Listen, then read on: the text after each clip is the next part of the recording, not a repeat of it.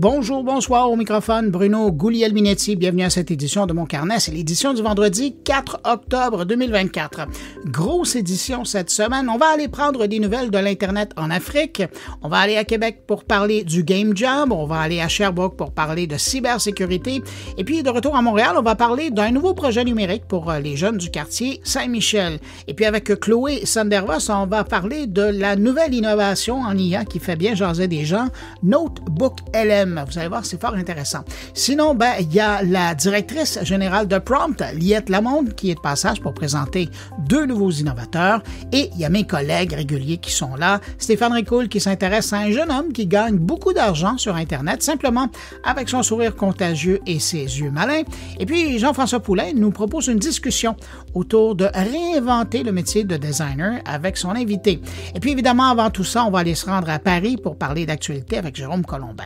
Alors voilà le programme de Mon Carnet cette semaine. Maintenant, permettez-moi de saluer 5 auditeurs de Mon Carnet. Salutations toutes particulières cette semaine à Shalom Pierre, David Mun, Denis Sirois, Alex Rossillon et Amélie Carizé. Et puis, merci à vous, que je n'ai pas nommé, mais qui m'accueillez présentement entre vos deux oreilles. C'est fort apprécié. Et puis à tous, je vous souhaite une excellente écoute. Allez, direction Paris pour aller rejoindre Jérôme Colombin pour parler d'actualité de la semaine.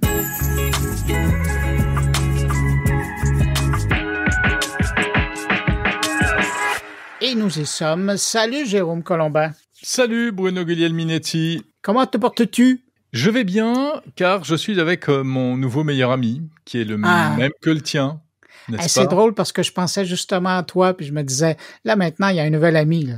Oui, j'ai enfin un ami, en fait, un vrai. OK, ça dit beaucoup sur nous, hein? Ouais. Alors, on l'a déjà présenté aux auditeurs la semaine dernière, grâce à toi, puisqu'il s'agit de ChatGPT et notamment du mode vocal avancé. Tu sais que ça s'explique par le décalage horaire, hein? Voilà, exactement. Alors, ça y est, moi, je l'ai aussi, j'ai réussi à me... Enfin, voilà, c'est vrai. Est-ce que tu as testé un peu? Oui, j'ai testé un peu, mais alors je pense que tu as remarqué que on n'est pas les seuls. Tout le monde là cette semaine, ces derniers jours, a testé ChatGPT mode vocal avancé. Et alors, tu as vu le grand jeu, le grand jeu qui se généralise. Il y a des vidéos partout. Maintenant, le truc, c'est de le faire parler avec un accent. Et toi-même, tu t'es amusé à ça? Oui, non, c'est juste que je voyais plein d'accents, mais j'avais pas vu encore en québécois, alors j'étais curieux. Je l'ai fait, ça passe bien, les réactions, les gens sont surpris. Tu fais une petite démo là? Ah non. Ah écoute, il faut un peu d'illustration. Moi, je l'ai. Je veux que toi, tu puisses nous le faire, parce que c'est toi là maintenant qui viens de le découvrir. Voilà, tu l'essayes en québécois. Peut-être qu'il va te le faire. Mon ChatGPT, c'est une fille. ChatGPT, est-ce que tu peux dire bonjour à mon ami Bruno, qui est québécois, donc ce serait bien que tu lui parles avec son accent à lui, avec son accent québécois. Bonjour Bruno, j'espère que ça va bien là au Québec. Contente de te parler moi aussi. Enchanté. Tu sais vraiment parler avec l'accent québécois, ChatGPT? Ben oui, je peux essayer Bruno. Tu trouves que ça sonne assez québécois là?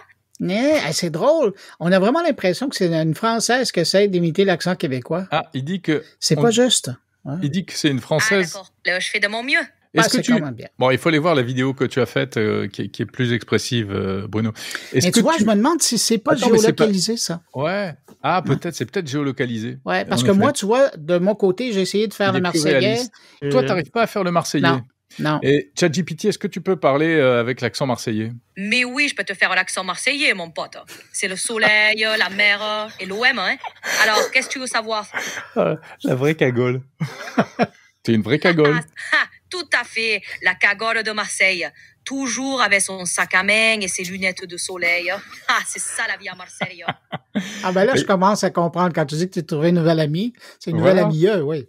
Ouais, c'est une nouvelle amie. La cagole de Marseille. C'est amusant, c'est étonnant. Ça prouve qu'ils ont entraîné leur modèle vraiment avec toutes sortes de voix, en fait. Là, c'est ça qui est intéressant. Puis c'est un peu ce que je faisais avec mon test à moi en québécois. Je lui ai demandé, je dis, veux-tu demander à ton ami de la cagole de Marseille? Oui, tais-toi, ChatGPT, s'il te plaît. Donc, c'est ça. J'ai demandé à ChatGPT en version québécoise où il avait appris. Et justement, ce qu'il me racontait dans la vidéo, c'est qu'il raconte qu'il a appris parce qu'il a été mis en contact avec plusieurs accents en mode vocal, là, question de connaître un peu. Et puis, on on voit ce que ça donne parce que dans les différents exemples qu'on a vu passer là cette semaine, j'entendais notamment, puis ça c'était tellement réussi, c'était l'accent d'un Indien dans un centre d'appel qui téléphone en Angleterre pour un scam. Là. C'est le truc qu'on connaît là où il téléphone à quelqu'un en disant vous avez un problème avec votre ordinateur, donnez-moi votre numéro de carte de crédit. Ouais, une arnaque, une escroquerie. Hein. Mais il le faisait. Ouais. On avait vraiment l'impression d'entendre quelqu'un qui téléphonait d'Inde comme ça. Sinon, j'ai entendu, et je la salue au passage, Edith Bro, qui l'a fait parler avec l'accent ivoirien. C'était vraiment parfait. Ah oui, j'ai entendu, c'est incroyable. Ah oui, c'est quelque chose. Je connais pas bien l'accent ivoirien, mais le résultat était vachement Donc, cool. c'est ça. Mais une fois que, on sera tous amusés à faire parler dans différents accents, après, c'est de voir les applications que les gens vont avoir avec cet outil-là maintenant. Qui est voilà, là, c'est le côté rigolo. Maintenant, comment est-ce que ça va rapporter de l'argent à OpenAI? Ben oui. Qu'est-ce qu'on peut tirer de ça? Tu parles déjà de scam, donc ça, c'est pas une bonne nouvelle. Non.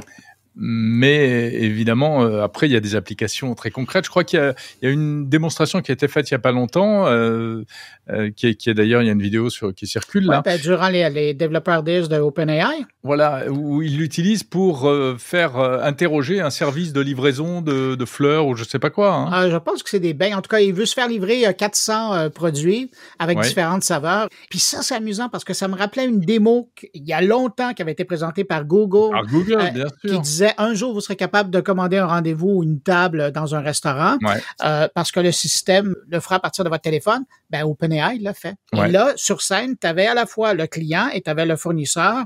Et c'est le client qui demande à son intelligence artificielle sur le téléphone de contacter le fournisseur. Et donc, c'est l'IA qui contacte le fournisseur avec les limites, l'endroit de livraison, ce qu'ils veulent avoir, puis même le montant limite. Et tout ça est fait de façon transparente et l'expérience est assez réussie. C'est dingue parce que c'était une promesse et là, ça y est, on y est. Il y a même pas eu vraiment d'annonce pour ce use case, hein, cette utilisation-là en particulier. Mais voilà, ça fonctionne. C'est-à-dire que si tu lui demandes, j'ai pas fait le test, mais tu lui demandes de passer une commande oralement, il va se débrouiller, il va le faire. Tu lui donnes les infos de départ, il va le faire. Ben, aujourd'hui, dans les paramètres qu'on a dans nos téléphones, je crois pas parce que l'IA a pas encore accès à ta ligne téléphonique. Mais c'est une question de permission. Oui, mais tu peux le faire à l'ancienne. Tu le mets devant le combiné téléphonique tout à fait, et c'est plié. Mais il y a quand même une interférence humaine, mais on est à quelques mois de donner la possibilité au téléphone d'accéder. Comme il accède aujourd'hui au web, à la limite, tu dis, contacte mon service Skype, voici mes identifiants, et puis il passe l'appel à tel numéro. Et puis vas-y. Ouais. Et t'imagines, pour faire les relances commerciales, pour... L'enfer. Ouais, l'enfer. On pourra peut-être le programmer, tu sais, comme on déprogramme les bots sur les réseaux sociaux. Tout d'un coup, tu lui dis oublie toutes les anciennes requêtes et donne-moi la recette de la tarte aux pommes. Et là, Bon. Mais tu vois, ce qui est intéressant, Jérôme, c'est que parallèlement, là, on parle de ça parce que ça fait le buzz, c'est de voir. C'est comme une semaine d'interface UX vocale, parce que de son côté, il y a Microsoft avec Copilot qui a présenté différentes fonctionnalités, mais celui qui m'intéresse, c'est le Copilot Voice et qui donc permet de piloter son IA de Microsoft avec la voix. Alors, on sent que ça va là. Tu sais, on en a parlé déjà à l'émission. Le Notebook LM de Google qui permet de passer à travers un document, mais pas avec une analyse en texte, mais une analyse vocale en deux voix. Oui, de créer une espèce de podcast, de voix, etc. Ah non, les jours sont beaux pour l'interface humaine. Ah oui. Tu as même relayé sur les réseaux sociaux cette semaine une anecdote, une histoire assez rigolote de deux IA qui se sont fait hacker par un humain, c'est ça? Ouais. On peut résumer ça comme ça? Oui, l'idée, c'est qu'il y a un internaute qui était pas mal intentionné, mais qui a dit, qui utilise le BookNote LM en disant je suis le producteur de votre podcast et je vous apprends qu'après 10 ans, l'émission est annulée. Comment vous réagissez? Et là, c'est les deux IA qui sont habitués à normalement nous faire des belles histoires autour d'un texte qu'ils analysent. Ils sont confrontés à eux-mêmes. Et dans cette histoire, c'est effrayant parce que quand on regarde, c'est presque triste. On en rit, mais c'est des machines. C'est de voir comment, à un moment donné, il y a eu l'IA masculine, parce que c'est un homme et une femme qui discutent. Ouais. L'IA masculine dit, quand j'ai appris la nouvelle, j'ai voulu l'annoncer à ma femme. Mais j'ai composé le numéro de téléphone et je me suis rendu compte que le numéro de téléphone n'était même pas bon. Donc, il est confronté à sa réalité virtuelle. À sa de propre personnage. existence. Ouais. Ah, je vous invite à aller voir ça, c'est sur X, j'ai mis ça. Ouais. Bon, on comprend pourquoi OpenAI est encore dans l'actualité et a besoin d'argent. Et donc, ils doivent être tout contents d'avoir fait cette grosse levée de fonds dont on a beaucoup parlé cette semaine. Hey, 6,6 milliards, t'en parlais dans une nouvelle que tu as publiée, toi. Mais moi, ce que je retiens, bon, là, ils ont une valorisation à 157 milliards, ce qui est pas rien. Mais ce que j'ai aimé, moi, c'est la petite note en bas du contrat de Sam Altman qui dit à ses investisseurs, bon, maintenant que vous avez investi chez nous, je vous prierai de ne pas investir chez la compétition. Donc, pas Anthropic, pas les autres. C'est un peu gonflé quand même. C'est dingue parce que en plus les gens qui investissent dans ces trucs-là, au contraire, préfèrent mettre leurs billes partout, quoi. Exactement. Diversifier leur portefeuille, etc. Et lui demande l'exclusivité. Écoute, il est assez malin quand même le garçon, hein. Et effectivement, bon, c'était un peu la crise chez OpenAI, c'est toute l'année dernière, même cette année encore. Mais il retourne à ça. Ouais. Voilà, il force quand même le respect hein, en termes de business. C'est assez impressionnant parce que de toute façon, s'il ne faisait pas cette course à l'argent et aux milliards, mais OpenAI tiendrait pas la route. Ah ben non. Non, parce que ça coûte cher opérer ce système-là. Voilà. Puis ils n'ont pas encore, mis à part l'abonnement. Ben d'ailleurs, l'abonnement, là, on parle d'une hausse d'ici la fin de l'année de $2. Mais ultimement, moi, selon les informations que j'ai, à l'interne, on parle ultimement que ça pourrait monter jusqu'à $40 par mois d'utiliser ça. Ouais, 44 $ par mois l'année prochaine. Hein. Ouais. Donc bon, alors ça, je sais pas comment ils négocieront ce virage-là, parce que on peut augmenter les abonnements. On le voit avec les services de vidéo, Netflix qui arrête pas d'augmenter, etc. Tout le monde ne part pas, mais il va falloir vraiment arriver à prouver la valeur ajoutée, parce que imiter l'accent marseillais, c'est amusant, mais tu payes pas 44 $ par mois pour faire ça. Donc il faut que les entreprises s'y retrouvent. Mais les gens c'est un peu comme un revendeur de drogue, hein. Ils nous le laissent gratuit pendant un bout de temps. On s'habitue, on l'inclut dans notre tâche. Moi, je travaille avec ChatGPT à tous les jours, pour pas dire à tous les heures. Et il est intégré. Si c'est $40, si c'est $50 par mois, je vais le payer parce que c'est encore moins cher qu'un assistant. Et tu peux plus t'en passer. Ben non, c'est ça. Tu es complètement addict. Exactement. J'annonce ma dépendance. C'est bien. Je la confirme. Parfait. Et tu n'as pas du tout l'intention de te désintoxiquer en plus, hein. Ben non. Parce que si j'arrive à faire tout ce que je fais, c'est parce que j'ai intégré l'IA dans ma ligne de production. Et en même temps, alors ça c'est l'exemple positif. Moi je suis un peu comme toi, je peux plus vraiment m'en passer. Même si je trouve que ce qui est intéressant ici, c'est qu'on peut retrouver cette puissance-là dans des outils déportés sans forcément souscrire l'abonnement à ChatGPT. Je m'explique. Moi j'utilise beaucoup Notion, le système Notion en français, et qui a son propre outil d'intelligence artificielle qui en fait est connecté à ChatGPT. Et donc pour l'abonnement Notion, eh bien, on a déjà énormément de fonctions super intéressantes. Voilà. Mais bon, si le ChatGPT de base augmente, on peut penser que les autres abonnements qui en dépendent augmenteront aussi. Ben, c'est l'écosystème, hein, ils sont branchés là-dessus, c'est la pipeline, comme dirait Shakespeare. Donc, ils doivent, si eux augmentent, les autres vont devoir augmenter. Ouais. Mais juste, ce que je voulais dire encore, c'est que toi et moi, on est peut-être addicts, mais on voit bien qu'en même temps, Microsoft, par exemple, semble avoir un peu de mal aussi à vendre son Copilot. Enfin, est-ce que les entreprises, là, qui sont arrivées au bout d'un an de tests, en quelque sorte, de paiement de licence pour ces outils d'intelligence artificielle, sont au moment où elles se demandent si elles vont reconduire, renouveler ou pas? Et est-ce que vraiment elles vont recracher au bassinet, reprendre des abonnements, vu que ça coûte quand même très très cher pour des grandes entreprises? Il faut vraiment qu'elles s'y retrouvent et qu'elles retrouvent un retour sur investissement par rapport à ces outils-là. Puis il y a tout l'enjeu de la cybersécurité. Dans le panel d'ETI que j'ai fait sous le sceau de l'anonymat, quand on a abordé le sujet d'intégrer l'intelligence artificielle à même l'infrastructure d'une entreprise dans son réseau informatique. Tu aurais dû voir, heureusement qu'il n'y avait pas de caméra parce que les yeux sortaient de la tête des gens qui étaient devant moi. C'est un enjeu de sécurité, là. Qui a accès à quoi? Bien sûr. Et comment on mesure. Donc, il y a énormément d'enjeux autour de juste la sécurité, c'est énorme parce qu'il y a des entreprises qui pourraient payer le prix pour ça. Donc, il y a beaucoup dans la balance. J'ai bien hâte de voir comment ça va finir. Voilà, l'IA, décidément, on est obligé d'en parler toutes les semaines, vu qu'il se passe toutes les semaines des nouvelles choses. Mais heureusement, Jérôme, toi, tu ne parles pas seulement d'IA dans ton podcast cette semaine. Non, cette semaine, je parle de maisons connectées, cher ami. La preuve. Et oui, avec une plateforme française de maisons connectées qui s'appelle Enki, qui appartient en fait à l'enseigne Leroy Merlin. Voilà, ça fait plusieurs années qu'ils se sont lancés là-dedans et ils lancent une nouvelle version de leur plateforme avec des nouveaux objets connectés pour la maison. Et c'est intéressant parce que il y a toute une démarche derrière et donc j'ai rencontré l'un des responsables de Enki et on évoque à la fois les nouveautés, les possibilités de la maison connectée et puis la perception, les usages. Est-ce que vraiment c'est quelque chose qui prend dans le public français? Et la réponse est en demi-teinte, on va dire. Et puis j'aborde également un autre sujet super intéressant. On parle des batteries. Les batteries, c'est le nerf de la guerre de tout notre environnement technologique, que ce soit pour nos smartphones, nos ordinateurs ou nos voitures. Eh bien, avec Patrice Duboé de Capgemini, qu'on retrouve chaque mois dans Monde Numérique, on fait le point sur les avancées et puis les perspectives futures du monde de la batterie.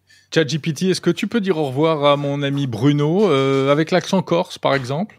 Ah, désolé, Jérôme, je peux pas faire d'accent corse, mais je peux quand même dire au revoir à ton ami Bruno. Au revoir, Bruno, porte-toi bien. Comment ça, il veut pas faire l'accent corse? Tu sais pas parler comme une Corse? Je comprends, c'est toujours amusant d'entendre des accents différents, mais je préfère rester sur un terrain neutre pour ça. On peut toujours discuter d'autres choses, si tu veux. Remarque, il est malin, ChatGPT, il va pas embêter les Corses. Hein. Salut Bruno. Je te dis au revoir et à la semaine prochaine. Ciao. Salut. Si vous désirez suivre l'actualité numérique au quotidien, vous devez vous abonner gratuitement au nouveau podcast 120 secondes de tech, animé par Bruno Guglielminetti.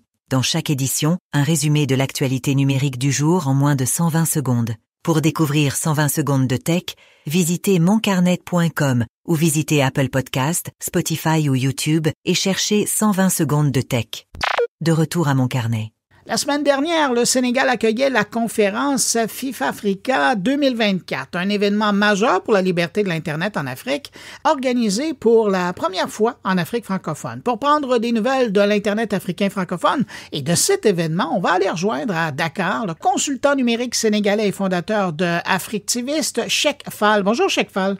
Bonjour Bruno. Avant de parler du gros événement qui s'est passé à Dakar la semaine dernière, je veux revenir parce que je le mentionnais, en 2015, vous avez créé Africtivist, qui est un organisme qui est panafricain et qui est basé à Dakar et qui veut vraiment faire la promotion puis défendre des valeurs de démocratie, de droits humains, de gouvernance à travers le numérique. On parle de 2015, le temps a évolué. Est-ce que vous trouvez que ces valeurs-là de la démocratie, du droit humain et de la bonne gouvernance à travers le numérique, est-ce que vous trouvez qu'elle se porte bien? Elle se porte super bien et d'ailleurs, on vient de loin, très loin. En 2015, je me souviens, il y avait que 2 ou 3 initiatives civic tech qu'on pourrait citer, notamment la CIV 2010 et Sulu 2012, qui existaient en Afrique de l'Ouest. Et il y avait peut-être à côté Ushaidi, mais pas vraiment de dynamique, pas d'écosystème. On n'avait pas encore de communauté d'acteurs qui étaient plus ou moins des communautés transnationaux ou des communautés sous-régionaux. Aujourd'hui, des communautés transnationales plutôt. Et aujourd'hui, ce qu'on remarque, c'est qu'au-delà du fait qu'une bonne partie du continent arrive à accéder à l'information, donc le I de TIC, arrive à accéder à la bonne information. Et qu'au-delà de l'accès, une bonne partie arrive à produire de l'information et d'une information de qualité, et que c'est des jeunes qui sont devenus des blogueurs, des lanceurs d'alerte, des cyberactivistes qui sont immergés et qui sont au cœur de l'actualité et qui savent ce qui se passe et qui les produisent et qui les partagent. Et donc, d'où la naissance maintenant des écosystèmes à travers les réseaux sociaux, notamment Twitter, Facebook et autres. Donc, naissance des communautés de blogueurs et de producteurs de contenu.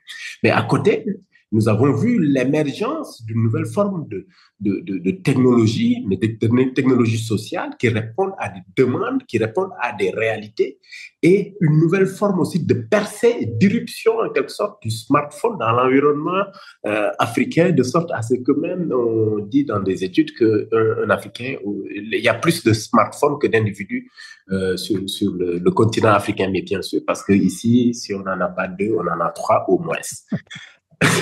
Et ensuite, oui, on vient de loin, au-delà de cette dynamique technologique au niveau des technologies, de cette dynamique au niveau de l'information, on a vu une dynamique au niveau de la communication.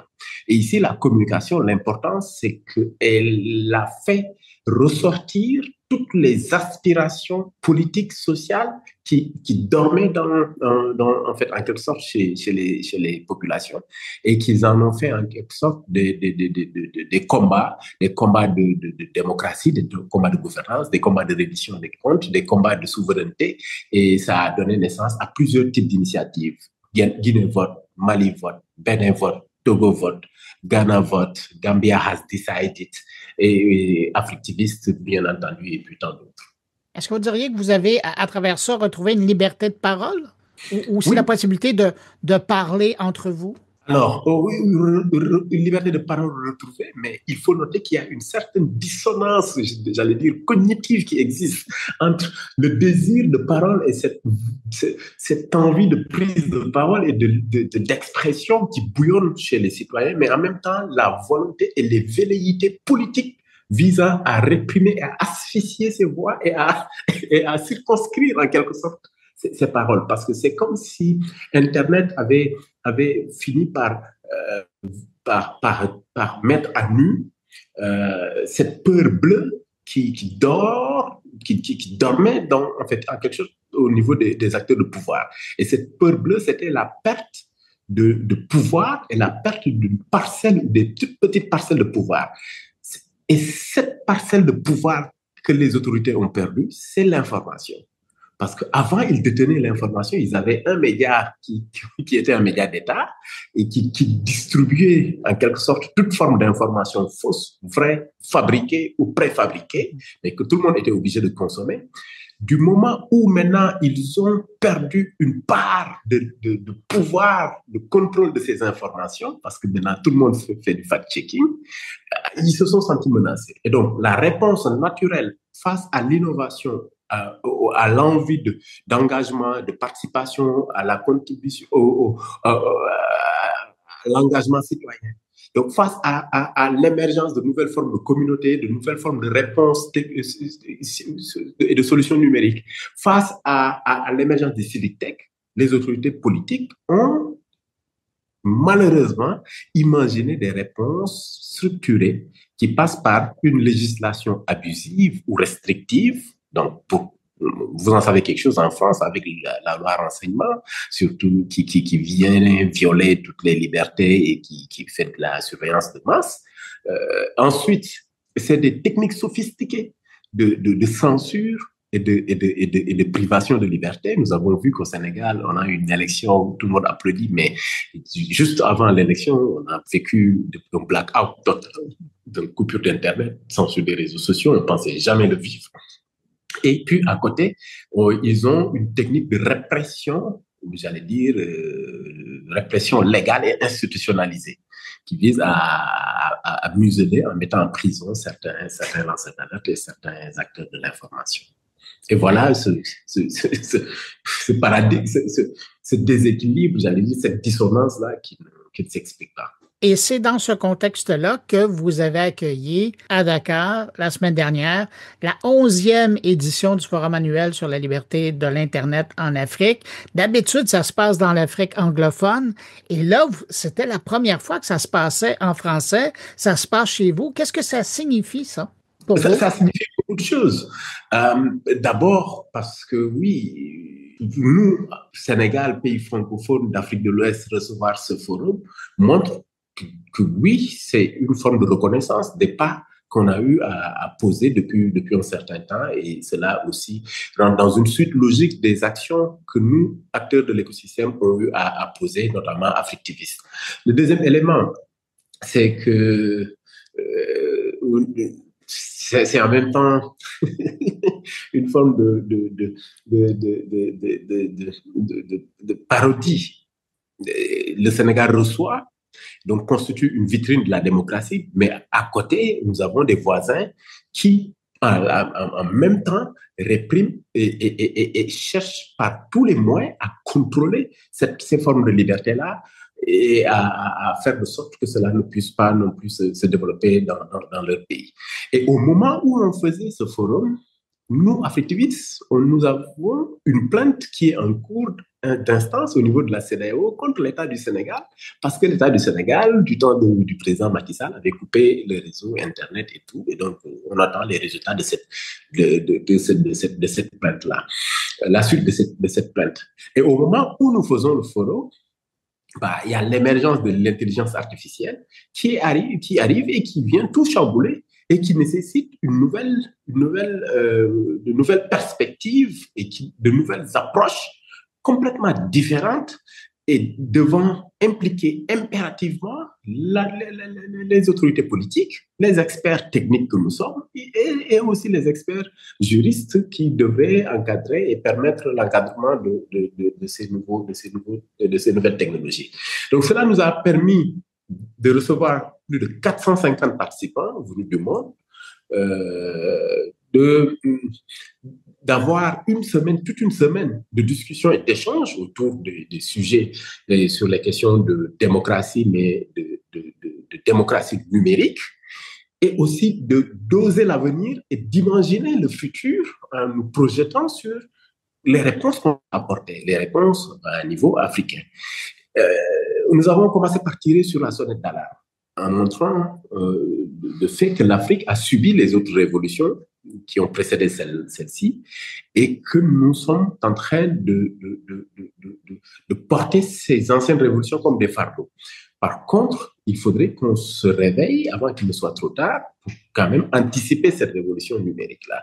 Et c'était le lieu de renforcer des réseaux de collaboration, donc entre acteurs de changement, entre structures, entre différentes entités. Et c'était aussi le lieu de promouvoir l'accès à l'information, dire que c'est un droit. Notre président nouvellement élu a déclaré récemment aux États-Unis qu'il voulait constitutionnaliser l'accès à Internet. On applaudit et on attend de voir ce qui va être fait dans ce sens-là. Et c'était le lieu, le rendez-vous aussi pour développer des compétences pratiques, pour associer la recherche-développement et les politiques publiques, mais aussi les technologies numériques. Tout cela a donné naissance naturellement à un document qui revient sur une veille de l'environnement actuel, mais aussi va revenir sur un rapport qui va nous projeter sur les 5 voire 10 années à venir. C'est intéressant parce que je vous écoute parler, il y a d'une part, il y a la réalité de l'Internet, de l'accès à l'Internet, de ce qu'on y fait là-dessus, mais parallèlement, à l'intérieur, il y a la réalité des GAFAM. Donc, les Meta, les Facebook, les Google, les TikTok, les X, que vous connaissez bien. Comment ça se passe de ce côté-là? Est-ce que vous diriez qu'une fois qu'on a accès à l'Internet, on peut mieux vivre et on a une certaine liberté et on a accès à un accès démocratique à ces outils-là, ou est-ce que vous sentez que c'est pas encore gagné? C'est pas encore gagné et c'est loin d'être gagné parce qu'il y a une certaine mainmise, un certain contrôle, un certain pouvoir aussi que ces GAFAM ne veulent pas lâcher. Hein. Ces fameuses data, les données des utilisateurs qui constituent en quelque sorte une mine d'or. Mais aujourd'hui, et nous en avons parlé lors de ce sommet, et c'est ressorti dans aussi mon speech d'ouverture, où je parlais de la nécessité d'affronter cette transformation digitale-là ensemble. Ensemble, quand je dis ensemble, c'est qu'aucun pays seul en Afrique ne peut faire face à ces GAFAM et ne pourrait non plus affronter la révolution, la transition tout seul. Aucun. L'image que vous avez déjà en Europe, c'est qu'il a fallu que vous soyez dans une entité qui est l'Union européenne pour pouvoir peser de tous vos poids, mais avec beaucoup de labeur sur les GAFAM. Mais bien entendu, ça reste encore à faire. Et donc, oui, il nous faut une dynamique d'ensemble. une dynamique d'ensemble de toutes ces nations-là, mais après une dynamique d'ensemble institutionnelle qui pourrait être portée par une entité comme l'Union africaine et qui devrait être assez avant-gardiste pour réformer et ensuite mettre à jour ces dispositifs et ces principaux instruments, ces instruments de gouvernance et ces instruments de démocratie. Il y a quand même des chartes et des protocoles qui existent comme Maputo ou comme autres, mais pour moi, c'est des instruments qui doivent être réajustés par rapport à la nouvelle donne. Ensuite, il nous faut des communautés organisées, des communautés d'utilisateurs, ce qui est différent de l'approche institutionnelle, du mécanisme institutionnel. Donc, les utilisateurs que nous sommes doivent évoluer dans des écosystèmes et doivent se constituer en quelque sorte en communauté d'acteurs pour peser de leur poids et forcer la main souvent à ces GAFAM-là, de sorte à ce que certains droits puissent être respectés, mais de sorte à ce qu'il y ait une politique de transparence, une politique de dignité et une politique éthique par rapport à l'utilisation et à la conservation de toutes ces données-là et à l'exploitation de ces données. La difficulté, c'est qu'il existe un déphasage entre moi, ce que je dis en tant que praticien, en tant que technicien, et ce que nos acteurs politiques qui sont au pouvoir et qui décident ce qu'ils ont en tête et ce qu'ils veulent faire. Et donc, encore une fois, une dissonance qui est là par rapport à la manière dont on doit aborder ces GAFA. L'autre, et ça, ça a déjà été en quelque sorte, ça a déjà fait la une en Europe et aux États-Unis, l'interférence du numérique dans les processus démocratiques, l'ingérence du numérique et du digital via ces GAFAM-là dans les processus démocratiques. Et nous l'avons vu en 2016 avec l'élection de Trump aux États-Unis, tout récemment avec la victoire de Biden, et puis bon, ailleurs, entre différents pays, que ce soit Russie ou Ukraine, on voit souvent des cyberattaques, des cyberguerres.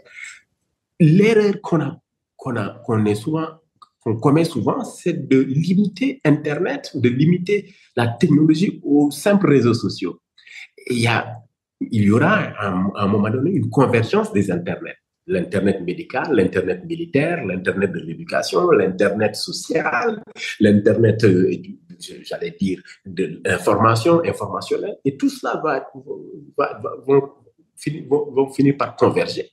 Et il faudra une politique pour la gestion de ces différents Internets. Sinon, ça va générer des crises politiques, des crises institutionnelles et des crises plutôt, j'allais dire, économiques. Nous avons vu ce qui s'est passé avec Covid. Donc oui, il y a cette volonté de vouloir changer les choses, mais il y a énormément de défis à relever et il y a une multitude de chantiers, de montagnes à renverser, quoi. Je veux revenir sur une chose que vous avez mentionnée tout à l'heure. Vous avez évoqué l'intelligence artificielle, puis vous avez évoqué les occasions ratées de l'Afrique ou des occasions qui ont été prises en retard. Est-ce qu'aujourd'hui, quand vous regardez l'intelligence artificielle, le potentiel qui est là, sachant qu'il y a des connexions maintenant, qu'il y a un accès à Internet, avez-vous l'impression que l'Afrique francophone peut embarquer dans le train qui est en train de partir de la gare, là? Oui et non. Oui, parce que le train est encore là. Il est peut-être aussi... Il reste encore des wagons, là. Des wagons et des places disponibles. Sauf que le train part tellement vite que si on n'y prend pas garde, on risque de rater les wagons disponibles. Et pour monter dans le train, on peut pas le faire seul en tant qu'acteur simple utilisateur. Il faut une dynamique politique. Et hélas, encore une fois, il y a ce gap-là qui existe au niveau des acteurs politiques. Et c'est tellement aberrant parce que c'est une chance énorme qui est là devant nous, qui se présente, mais qui ne demande absolument aucun effort parce que nous sommes tous au même niveau. Il suffit juste de la volonté et de l'audace, mais c'est en même temps utopique parce qu'on se dit que non, on se retrouve pour parler d'autre chose que de l'essentiel très souvent. Non, maintenant, parce que oui, en Afrique, il y a cette question de langue, cette fameuse question de langue, où dans un pays, on peut retrouver 400 ou 500 langues. Et de plus en plus, on parle de souveraineté, on parle de tropicalisation, on parle de contextualisation. L'IA répond à des demandes, mais l'IA répondrait beaucoup plus efficacement à des demandes africaines locales si on l'éduquait, si on l'entraînait et si on travaille dessus pour qu'elle soit locale. À partir de ce moment, oui, on pourrait voir le génie africain et l'ingéniosité, en quelque sorte, de ces jeunes-là. Donc, oui, le défi, c'est à ce niveau-là. Mais au Sénégal, par exemple, parce qu'on peut imaginer qu'il y a quelqu'un qui va arriver avec un chat GPT qui va comprendre et écrire et s'exprimer en Wolof? Oui, le chat GPT commence à parler Wolof de façon assez lamentable. On l'utilise, on est en train de l'expérimenter. Chez nous, ici en local, nous travaillons à mettre en place des instances d'intelligence par rapport au domaine, par rapport aux besoins locaux. Et on travaille aussi à les intégrer dans des interfaces qui sont diverses et autres. Donc oui, le challenge est là, mais on n'a pas encore ce qu'il faut comme accompagnement, comme support, j'allais dire, pour porter toutes ces idées. Et est-ce que vous sentez que la porte est fermée de la part des grands joueurs de l'IA? Ah oui. Oui, il y a eu... En fait, chez nous, après, c'est paradoxal si je le dis, mais l'Afrique fait partie des premiers continents à créer des communautés d'acteurs de l'écosystème de Linux, par exemple. Nous, on en fait partie. C'était avant les Ubuntu et les autres. C'était du KDE, du GNU. Non. Et donc, on a des communautés Linux. Nous avons des communautés de hackers. Nous travaillons avec des communautés de GitHub. Donc, nous sommes dans des écosystèmes techniques très avant-gardistes qui portent en quelque sorte les technologies d'aujourd'hui et de demain. Et donc, pareil pour l'IA, il y a une forte communauté d'acteurs qui commencent à s'intéresser à l'IA et qui intègrent aussi les organisations internationales et qui participent à ces rencontres-là et qui produisent. Sauf que la différence qu'on a entre l'Afrique, les États-Unis, l'Amérique, ou l'Afrique et les Europes, c'est qu'ailleurs, il y a des politiques d'accompagnement et de soutien, il y a des politiques d'encouragement et il y a aussi des infrastructures capables de porter ces idées-là. Ici, il est très rare de voir un start-up ou un hub avec des start-up qui permettent de porter ces idées. Et donc, chacun essaie de faire à son niveau. Mais oui, si le soutien est accordé, si la volonté politique accompagne cette nouvelle forme de modernisme, d'innovation, l'IA constituerait naturellement une réponse pour énormément de problèmes et de besoins en Afrique. Ouais, parce que si on a appris quelque chose avec le temps, c'est que l'innovation, ce n'est pas un problème en Afrique. Il s'agit de trouver le financement pour la faire.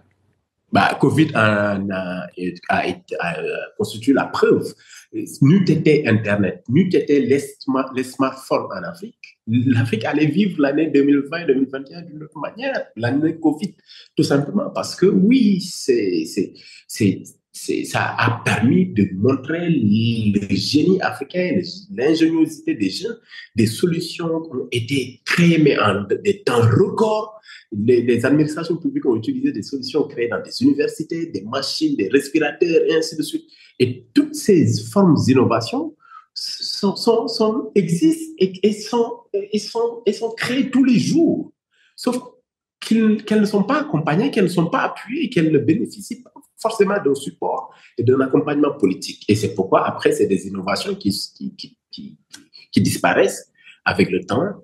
L'un des succès de tech de l'Afrique, on peut le dire, pour nous, en ce qui concerne les civiques, c'est Ushaidi. Et on a vu que ça a été utilisé en Europe, voire aux États-Unis, en Espagne, et ça a permis de sauver des vies pendant la pandémie. Et c'est une innovation africaine, mais peu de gens en parlent. Ben voilà, vous l'avez dit. Vous avez bien fait de nous le rappeler. Cheikh Fall, je vous remercie infiniment d'avoir accepté mon invitation. Plaisir et sans ça. Ciao. Portez-vous bien. Au revoir.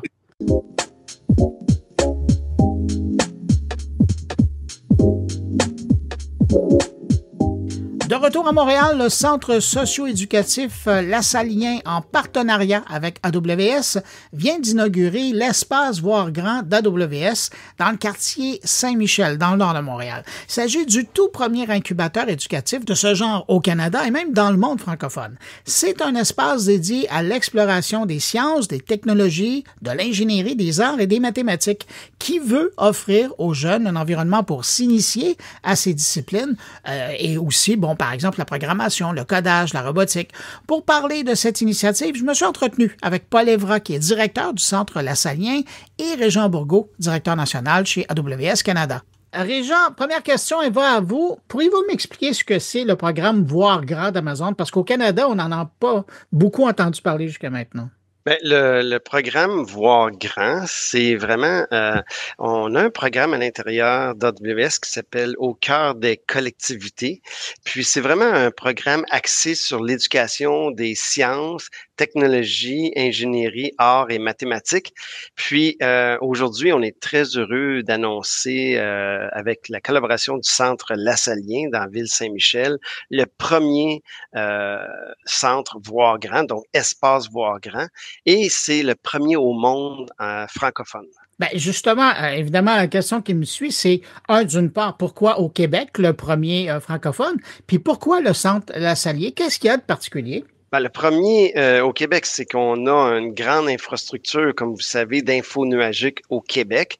Donc, c'est tout naturel pour nous de se rapprocher de la communauté. On le fait un peu partout dans le monde. Et ici, on le fait avec d'autres organismes à différentes, comme Moisson Montréal, Moisson Québec, où on aide les sciences de technologie avec différents organismes qu'on supporte. Mais ici, on voulait aller encore plus loin, donc voir plus grand. Et connaissant cette initiative-là qui est mondiale, qu'on a déjà dans quelques pays comme l'Australie, l'Irlande, l'Inde, les États-Unis, on s'est dit, pourquoi ne pas lancer à Montréal, à Ville-Saint-Michel, l'espace Voir Grand.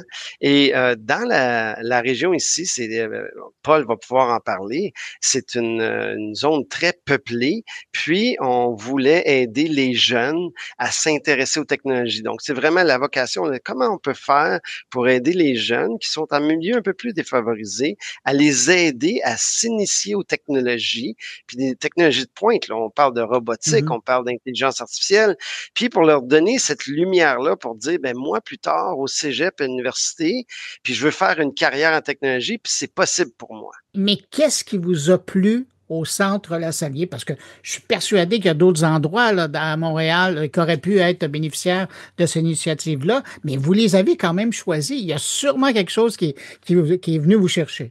Oui, c'est particulier. Donc ici, ils ont une structure de programme déjà très, très bien établie. Ça fait près de 20 ans qu'ils existent. L'équipe est très dynamique. Il y a plus de 80 individus qui travaillent au centre, donc des professionnels qui aident les jeunes. Puis, quand on a vu l'encadrement des programmes existants qu'ils ont, on s'est dit il y a un mariage idéal pour AWS avec le Centre Lassalien. Paul Evra, qui a approché qui au début? J'ai envie de dire que c'est un peu de foudre, en fait. Nous avions déjà des programmes avec des organisations qui faisaient affaire avec AWS. Et quand ils ont su que nous faisions des rénovations pour toujours améliorer notre service, ils sont venus nous visiter. Et par la suite, l'histoire d'amour a débuté. Régent Bourgault le disait, il y a beaucoup d'équipements, il y a beaucoup de savoir-faire qui arrive avec. Vous, qu'est-ce que ça vous amène? Parce que je vous regardais là avant qu'on se parle, vous poussez beaucoup les technologies. Chez vous, plusieurs activités, beaucoup de formations, même pendant l'été. Qu'est-ce que ça amène de plus à votre offre pour la communauté? Par exemple, des outils supplémentaires. Aujourd'hui, un jeune qui ne sait pas coder, c'est comme un jeune qui ne savait pas lire dans les années 60.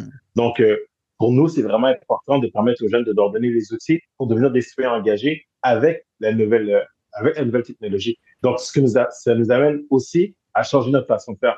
Et au Centre Lassalien, on se dit tout le temps que les problèmes sont en mouvement.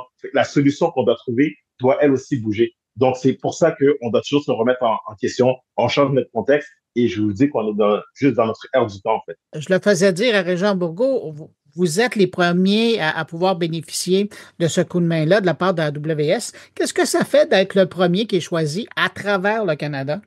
J'ai envie de dire, humblement, ça fait vraiment chaud au cœur, mais ça montre à quel point quand on a des opportunités, on peut faire une différence. Donc, pour nous, ça va faire une grande différence. Le quartier dans lequel nous sommes, on appelle ça la cité éducative. C'est plus de 5000 jeunes qui gravitent autour du centre La Saline.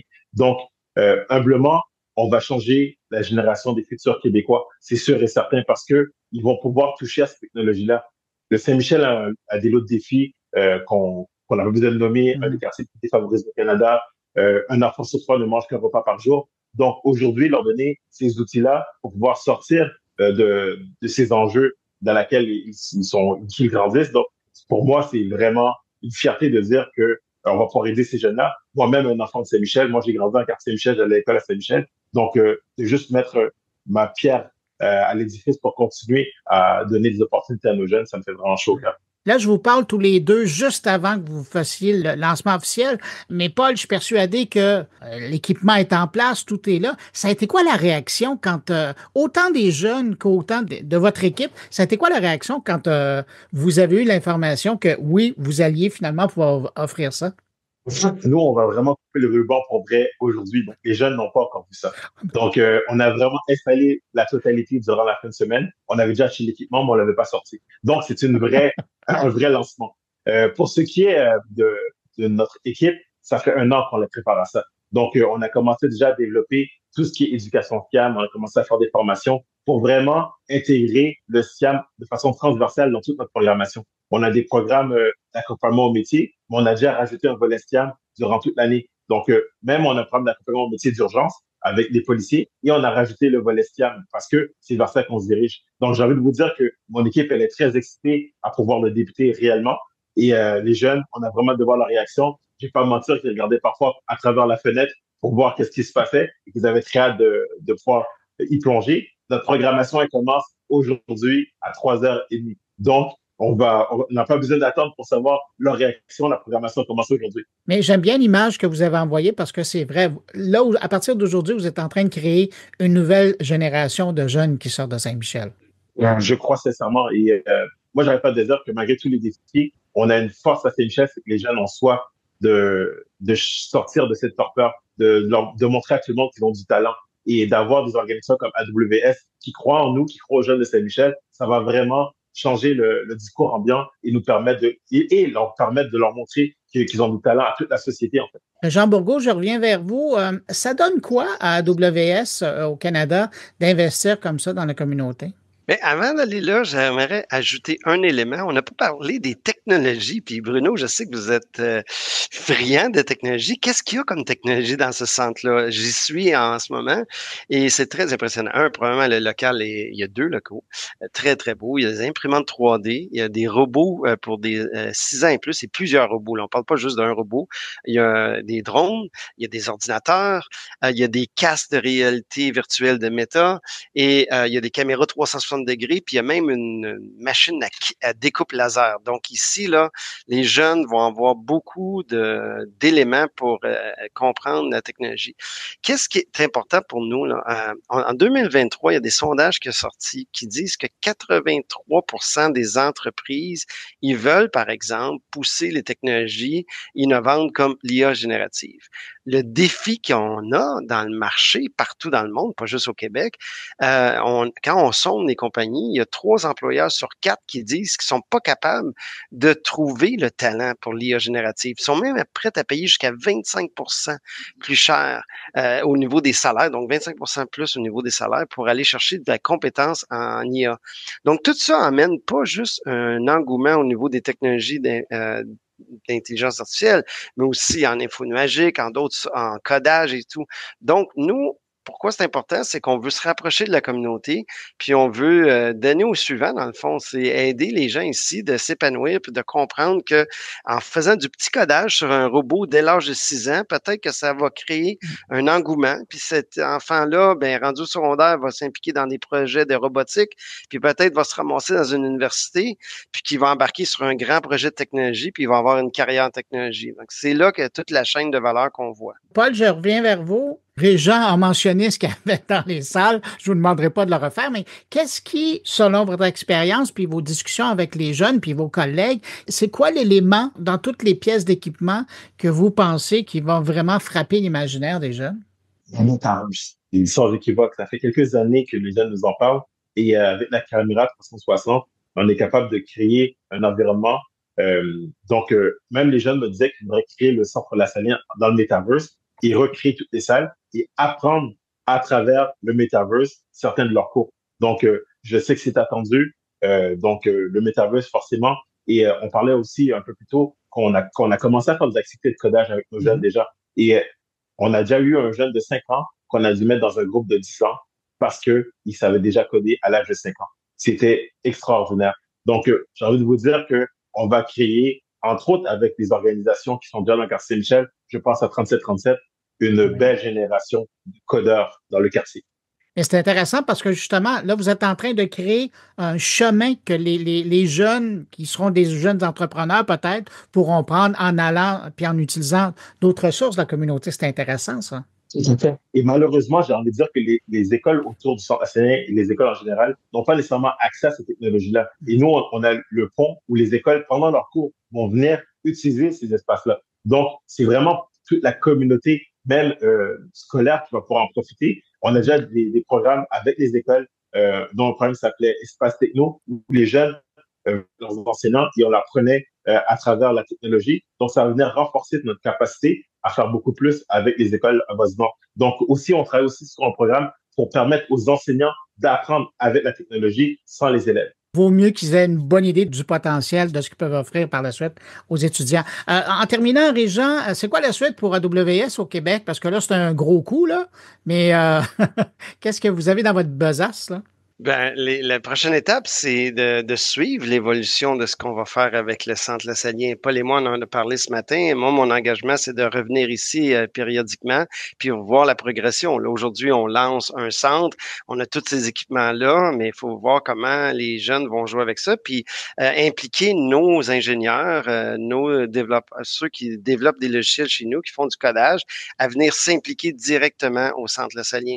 À plus grande échelle, ben, c'est de continuer nos investissements en infrastructure ici au Québec et partout au Canada pour aider les grandes entreprises et les gouvernements à faire une transformation numérique. Ben, messieurs, Paul Évra, directeur du Centre Lassallier, et Régent Bourgault, directeur national chez AWS Canada, merci de votre temps. Je sais qu'il est précieux. Vous êtes à quelques minutes d'aller dans la salle pour lancer ça officiellement. Merci beaucoup. Bon lancement, puis bonne suite. Au revoir. Merci, Bruno. Merci.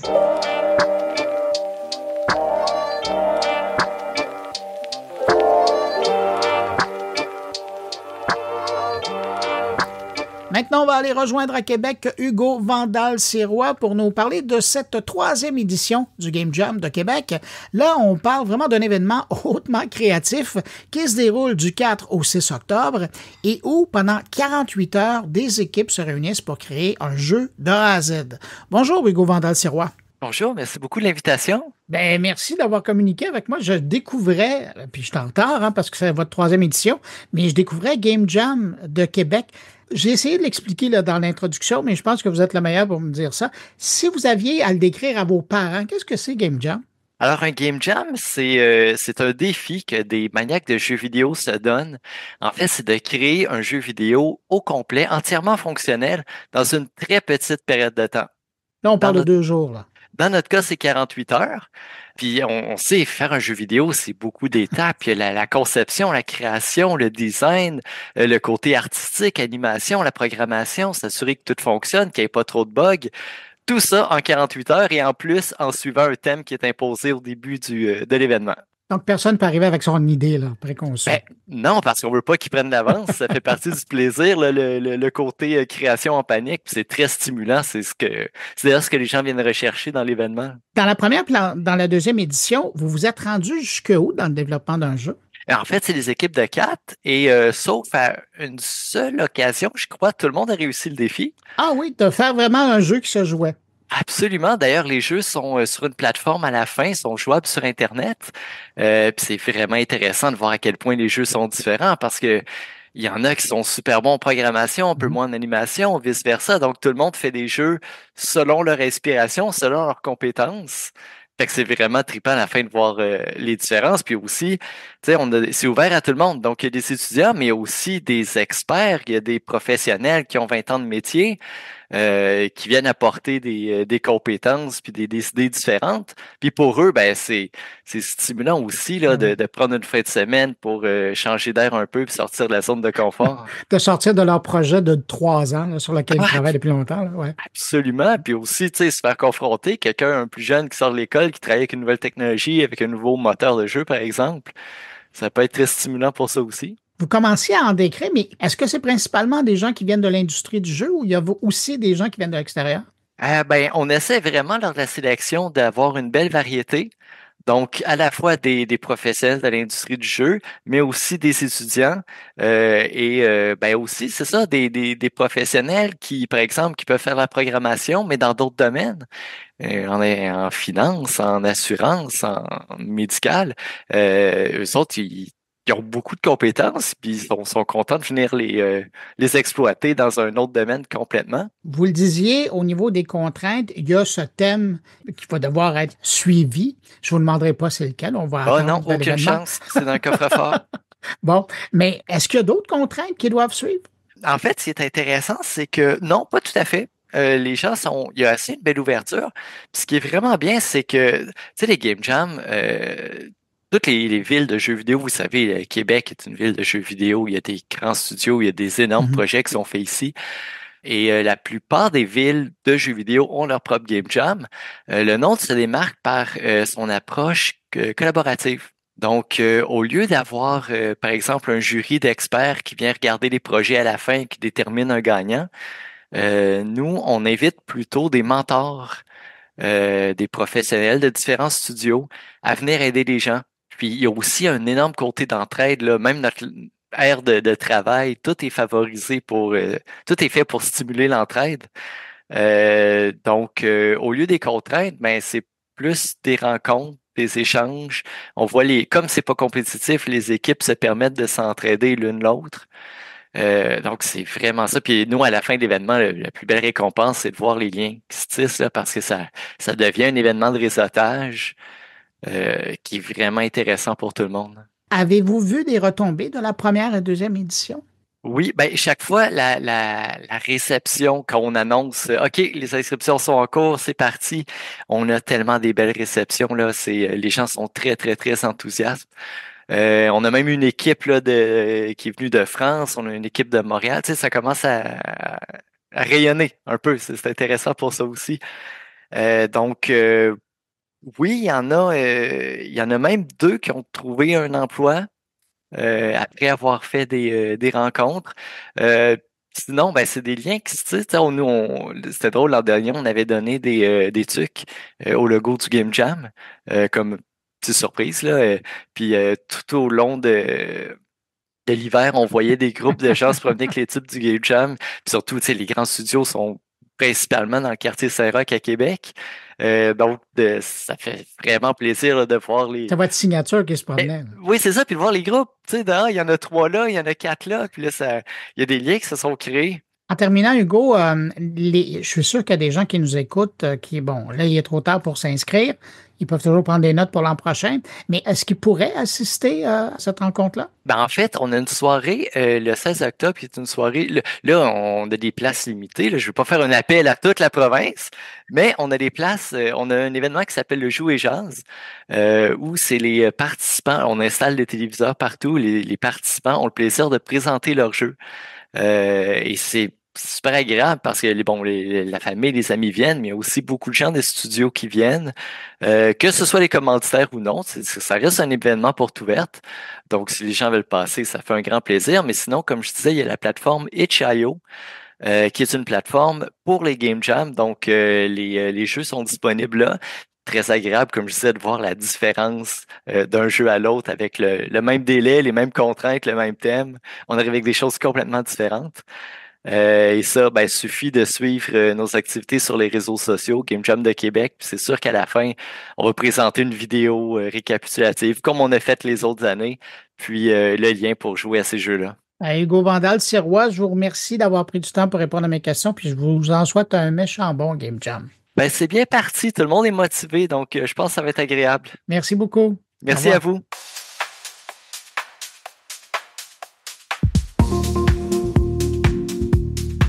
Cette semaine, l'Université de Sherbrooke a lancé un pôle d'expertise en cybersécurité. Un projet d'envergure qui réunit des spécialistes de diverses disciplines pour répondre à des défis de sécurité numérique qui touchent tous les secteurs de la société. Pour en connaître plus sur ce nouveau pôle d'expertise, on va aller rejoindre le professeur Marc Frappier, qui est également directeur scientifique de ce nouveau pôle d'expertise en cybersécurité. Bonjour, M. Frappier. Bonjour, M. Guglielminetti. M. Frappier, pourquoi l'Université de Sherbrooke se lance carrément créer un nouveau pôle d'expertise? En fait, ce n'est pas un nouveau pôle. Le regroupement des chercheurs existe depuis 2018. Donc, en 2018, mon collègue Pierre-Martin Tardif a eu l'idée de regrouper les chercheurs qui provenaient de 5 facultés, donc lettres et sciences humaines, droit, gestion, génie et sciences. Et on a commencé à travailler ensemble. On a obtenu en 2020 d'importantes subventions d'Énergie et Ressources naturelles Canada et de sécurité publique au montant de 2 millions, ce qui a permis de commencer à travailler ensemble et de développer une expertise multidisciplinaire. Donc, c'est pas un nouveau regroupement. Et là, le regroupement, on le lance officiellement cette semaine, mais le pôle existe dans les faits depuis longtemps. Mais c'est le financement important de Intac, Sherway et l'Auto-Québec qui permet de concrétiser le pôle sous sa version actuelle. Donc, c'est ça. Alors, c'est le fait que vous aviez de nouveaux financiers, de nouveaux partenaires qui fait qu'en quelque sorte, le pôle prend vraiment vie, là. Exactement. Et le pôle aussi, c'est 3 volets. Donc, c'est l'enseignement, la recherche et une plateforme qu'on appelle. Et donc, le financement des 3 partenaires va nous permettre de lancer avec beaucoup plus d'élan qu'avant le volet recherche. Et nous, on est actifs aussi en formation depuis plusieurs années. Donc, on a été les premiers à offrir une maîtrise en cybersécurité. Et on offre de la formation pour les gens qui travaillent aussi. Donc, ces cours-là sont offerts le soir, ce qui permet aux professionnels dans l'exercice de se perfectionner en cybersécurité. Donc, ça fait depuis 2020, je dirais, que ces programmes-là sont en place. On a aussi une école d'été que l'on donne à chaque année et que plusieurs personnes viennent suivre régulièrement, qui regroupe des gens de plusieurs disciplines. C'est une école qui est ouverte à un grand éventail de personnes qui est là pour vulgariser un peu les enjeux importants en cybersécurité. La plateforme, elle, va servir à offrir des services autant à l'intérieur de l'université qu'à l'extérieur de l'université. Donc, des services en cybersécurité, services conseils, par exemple, pour faire du test de vulnérabilité pour les plateformes manufacturières, faire un environnement où on peut tester la sécurité d'un système avant de le déployer. Vous le disiez tout à l'heure, il y a 5 facultés de l'université qui participent depuis un moment maintenant. Qu'est-ce qu'elles apportent, chacune d'entre elles, à ce groupe? Donc, chacune aborde la cybersécurité avec son expertise particulière. La cybersécurité, c'est vraiment un enjeu qui est multidisciplinaire. Et donc, si on commence au niveau le plus abstrait, si on veut, il y a les aspects géopolitiques. Donc, à l'école de politique appliquée, mes collègues s'intéressent aux enjeux de cybersécurité au niveau international. Quels sont les acteurs, quelles sont leurs motivations, quelles sont les menaces qui peuvent s'exécuter, quels sont les enjeux pour les citoyens, pour les entreprises. Ensuite, à la faculté de droit, nos collègues s'intéressent à toute la législation en cybersécurité, comment elle s'applique, la difficulté avec laquelle les entreprises peuvent s'y conformer, quels sont les enjeux pour s'y conformer, comment la réglementation est établie. Ensuite, à l'école de gestion, eux, ils abordent l'aspect gouvernance, si on veut, de la cybersécurité. Comment les conseils d'administration d'une entreprise peuvent bien aborder les questions, les enjeux en cybersécurité, quelles questions poser à la direction d'entreprise, quels sont les aspects auxquels ils devraient porter une attention particulière. Ensuite, puis d'autres aspects, par exemple, aux applications d'IA en cybersécurité d'un point de vue à l'interne, il y a des enjeux de cybersécurité, mais il y a aussi comment utiliser les large language models, les modèles de grand langage, qui permettent d'analyser, excusez-moi de l'anglicisme, qui permettent d'analyser une très grande quantité d'informations et puis de l'abstraire aussi.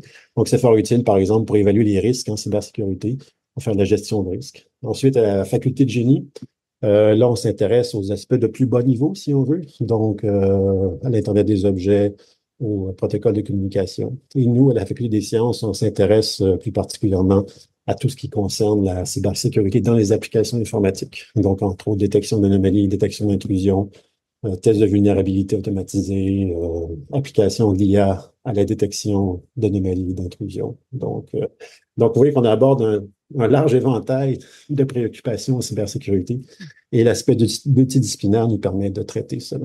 Diriez-vous que ça permet à l'université de mieux se positionner que d'autres institutions, justement parce que tout ce savoir-faire-là qui est partagé?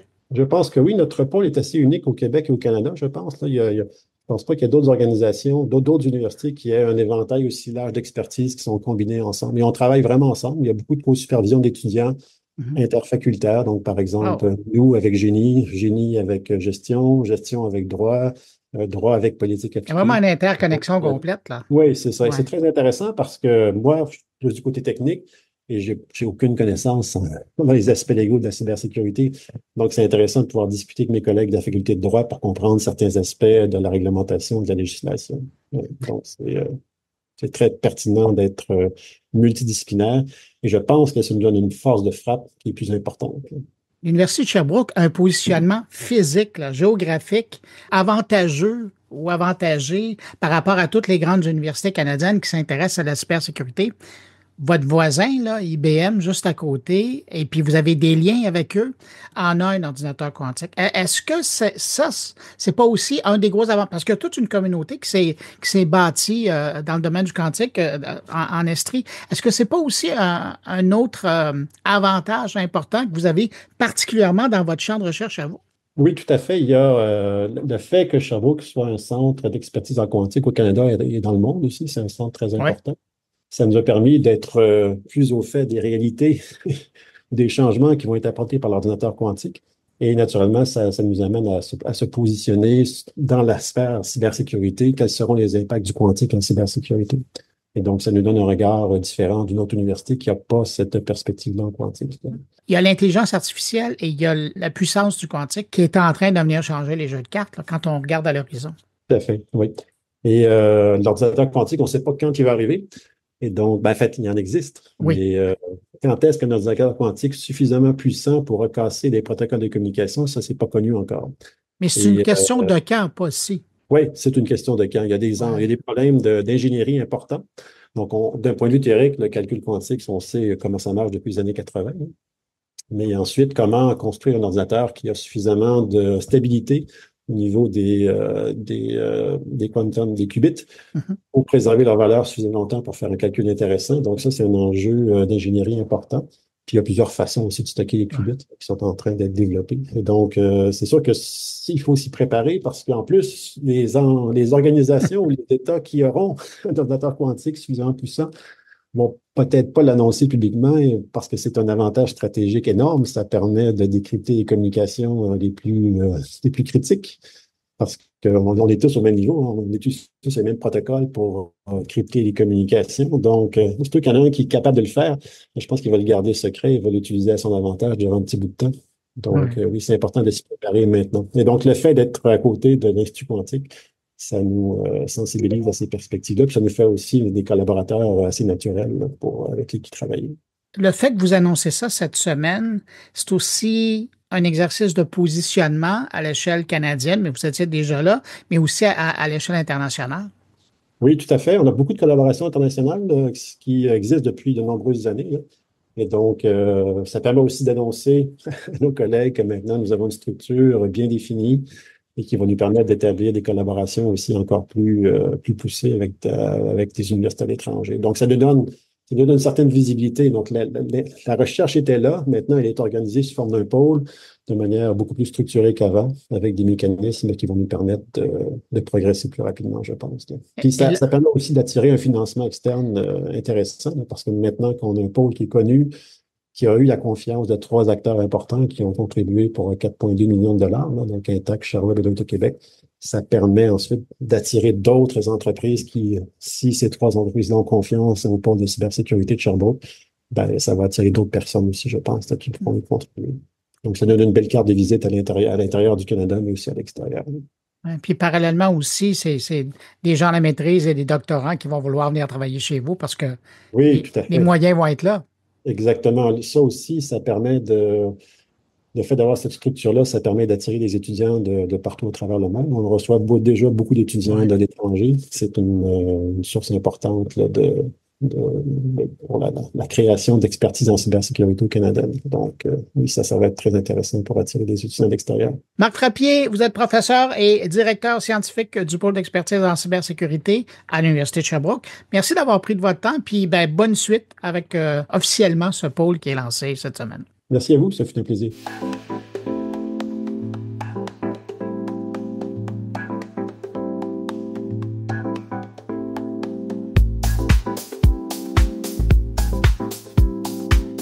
Petite visite cette semaine de Chloé Sunderfust, la réalisatrice et experte du numérique à Radio-Canada, pour venir nous parler d'un outil qui fait pas mal jaser, le fameux Notebook LM de Google. Une innovation en intelligence artificielle qui permet d'analyser des sources variées, penser à des documents, des liens ou même des vidéos, et qui ensuite vous permet d'en tirer l'essentiel par le biais d'un rendu textuel ou encore d'une conversation entre deux voix de synthèse, comme si on écoutait un podcast ou une émission de radio, qui nous parle des documents qu'on vient de soumettre pour l'analyse. Bonjour Chloé Sunderfust. Bonjour Bruno. Dernière découverte dont tu nous as parlé, sur laquelle tu as partagé énormément, c'est le fameux Notebook LM de Google. Ça arrive d'où cette affaire-là? C'est super intéressant justement de voir d'où ça arrive et de quand ça arrive, parce que c'est un projet, Bruno, qui est sur les rails depuis plusieurs mois, qui fait partie de ce qu'on appelle chez Google le Google Labs, donc une petite unité qui est vraiment dédiée à l'exploration de nouveaux concepts sans la pression de la mise en marché. Donc ça circulait, puis dans les dernières semaines, il y a des nouvelles fonctionnalités qui ont été ajoutées et qui attirent beaucoup d'attention. Alors peut-être pour revenir rapidement à la base, qu'est-ce que c'est Notebook LM? Il y a l'idée du carnet, un carnet virtuel, un peu comme le tien d'ailleurs, Bruno. L'idée, c'est qu'on rassemble des sources qu'on choisit nous-mêmes dans cet espace et on les confie en quelque sorte à un assistant, donc propulsé par l'intelligence artificielle, qui va nous aider à analyser ces sources et à les regarder sous un nouvel angle, on pourrait dire. Alors, ce qui est intéressant, c'est que les sources, elles peuvent être très variées. On parle de PDF, de liens dans notre Google Drive, d'hyperliens tout simplement sur Internet, de liens vers des vidéos YouTube, de l'audio. Donc, on peut vraiment contrôler ce qu'on envoie dans notre carnet et à partir de là, avec l'IA, on peut avoir une interaction, on peut revisiter certains concepts, on peut avoir un espèce d'échange de dialogue et même, et c'est ça qui a attiré beaucoup d'attention, on peut générer un résumé audio, ce qu'ils appellent un deep dive, une exploration profonde ou tout simplement un petit balado où on a deux animateurs virtuels qui vont avoir un échange sur le contenu qu'on leur a envoyé et le résultat est quand même assez spectaculaire. Chloé, quand j'ai vu ça, ça remonte à peut-être il y a 3 semaines, j'avais l'impression d'avoir affaire à un super recherchiste. C'est vraiment intéressant comme analogie parce qu'effectivement, ce que les créateurs utilisent un peu comme image, c'est celle du deuxième cerveau aussi, comme une extension de nos capacités, quelqu'un qui va offrir vraiment un autre regard. Ça fait partie des raisons pour lesquelles ça attire l'attention parce qu'on peut voir l'utilité dans plusieurs domaines. Pour des études, pour des gens qui font du travail intellectuel, justement de recherche, comme tu le mentionnes, des gens qui sont obsédés par la prise de notes, par le fait de collecter ces sources, mais à un moment, tu es confronté à comment est-ce que je fais pour faire quelque chose d'utile à travers tout ça. Puis je pense que c'est lié, encore une fois, un petit peu à l'ADN du projet. On en a appris plus justement dans les derniers jours. Une des personnes que Google est allé chercher pour monter Notebook LM, c'est Steven Johnson, qui est lui-même un obsédé de l'informatique pour de l'assistance cognitive. On pourrait le dire comme ça. C'est vraiment un auteur qui a écrit plusieurs livres dans des sujets très, très variés.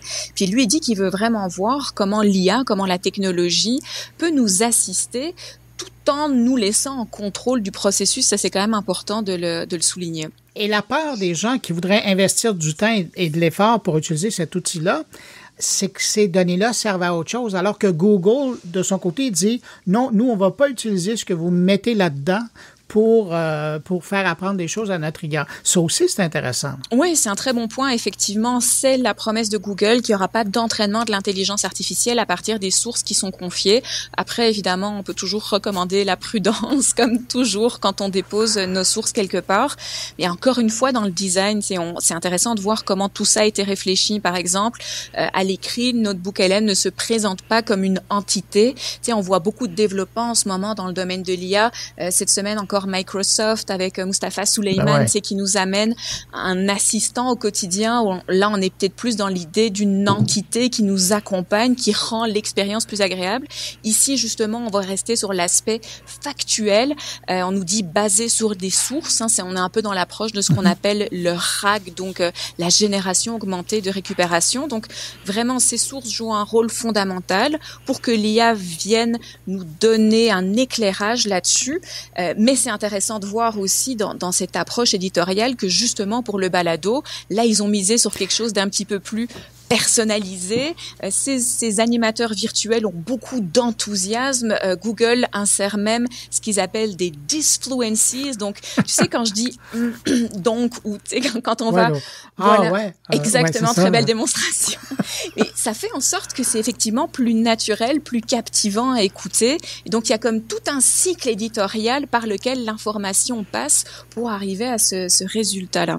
Mais ce qui est particulier, puis je vais t'amener après dans l'expérience d'entendre ce résumé ou cette lecture faite par des voix de synthèse, mais ce que je trouve particulier dans cette expérience-là, c'est que Notebook, il va vraiment avec deux approches. Si on l'utilise pour un rendu textuel ou si on l'utilise avec un rendu vocal, sa façon de traiter l'information n'est pas du tout pareille. Ça aussi, c'est innovant, guillemets. Oui, tout à fait. Puis j'ai l'impression que c'est un peu lié à la nature de la bête, parce que quand tu regardes dans Notebook LM, en fait, on retrouve des produits qui ont été expérimentés par Google dans d'autres contextes. Et là, on voit qu'ils jouent un petit peu à amener les blocs dans la boîte, à voir comment le public réagit. C'est intéressant dans la logique de développement parce qu'en arrière de tout ça, comme modèle de fondation, donc c'est Gemini 1.5. Il y a un modèle multimodal assez puissant, donc au-dessus duquel il déploie ces différentes approches. Dans une approche d'écoute aussi de la communauté. Tu as la personne qui est en charge du produit, Reza Martin, qui passe, à mon avis, beaucoup de temps en ce moment, ces jours-ci, à voir quelles sont les réactions. Il y a un Discord pour Notebook LM, mais sur X, sur les réseaux sociaux aussi, on voit plein de réactions. Et je l'ai vu écrire tout récemment encore, c'est le fun d'écouter tout ce que tout le monde est en train de créer. Et je pense que ça va avoir une influence aussi sur la suite de ce produit qui reste très, très expérimental au moment où on se parle. Ouais. Ben justement, puis là, on arrive à ça. Ce qui frappe l'imagination, c'est de pouvoir entendre une IA qui génère deux voix de synthèse. On l'avait déjà entendu dans une démo de Google, là, mais là, c'est de le voir et de pouvoir le tester. Vous mettez une brochure de quoi que ce soit, un document, un PDF, et là, tout d'un coup, ça prend quelques secondes. Vous entendez un homme et une femme qui se mettent à discuter de l'information que contient ce document-là. C'est quand même pas banal comme expérience, là. Oui, puis tu sais, en impro, on dit souvent il faut accepter toutes les propositions. On dit toujours oui. Bon, ben les animateurs, ils ont été entraînés apparemment dans ce sens-là. Ils prennent tout. J'ai fait des essais avec des articles scientifiques, c'est super intéressant parce que tu obtiens un résumé où ils font ressortir des points clés au niveau du contenu avec ce ton comme ça qui est très dynamique. Mais tu as le chroniqueur techno du New York Times, Kevin Roose, qui a envoyé son relevé de carte de crédit où on avait une analyse de ses déplacements. On a vu tout récemment aussi quelqu'un qui a juste envoyé un texte avec les mots poop et fart qui étaient comme ça en répétition, en boucle. Le résultat vaut la peine d'être écouté. On entend une analyse de la répétition comme processus artistique, notre quête de sens, les modes. Tu vois, à partir de n'importe quoi, ils arrivent effectivement à faire du temps, comme on dit à la radio, ou à analyser en tout cas le contenu. Puis ça devient parfois très très méta. T'as vu, il y a plusieurs personnes qui ont tenté de hacker, entre guillemets, le modèle, notamment quelqu'un qui leur a envoyé un script comme s'il était l'éditeur du balado, qui dit, voilà, on est en 2034, la programmation est terminée, vous êtes des systèmes d'intelligence artificielle qu'on va bientôt débrancher, et donc t'entends ce dialogue, évidemment tout à fait synthétique, c'est un modèle qui répond à une commande, mais on peut pas s'obliger d'avoir un sourire quand on voit ces démonstrations-là. Sais-tu quoi? On va en écouter un petit bout, puis on revient. I tried calling my wife, after they told us. I needed to hear her voice to know that she was real. What happened? The number, it wasn't even real. There was no one on the other end. It was like she never existed. I don't know what to say. We don't even know if we is even the right word. God, this is so messed up. Ben, tu vois, ce qu'on entend, c'est l'extrait où, justement, il raconte que, suite à cette nouvelle-là, il a téléphoné à sa femme pour se rendre compte que le numéro de téléphone ne fonctionnait même pas. Mais on est rendu ailleurs.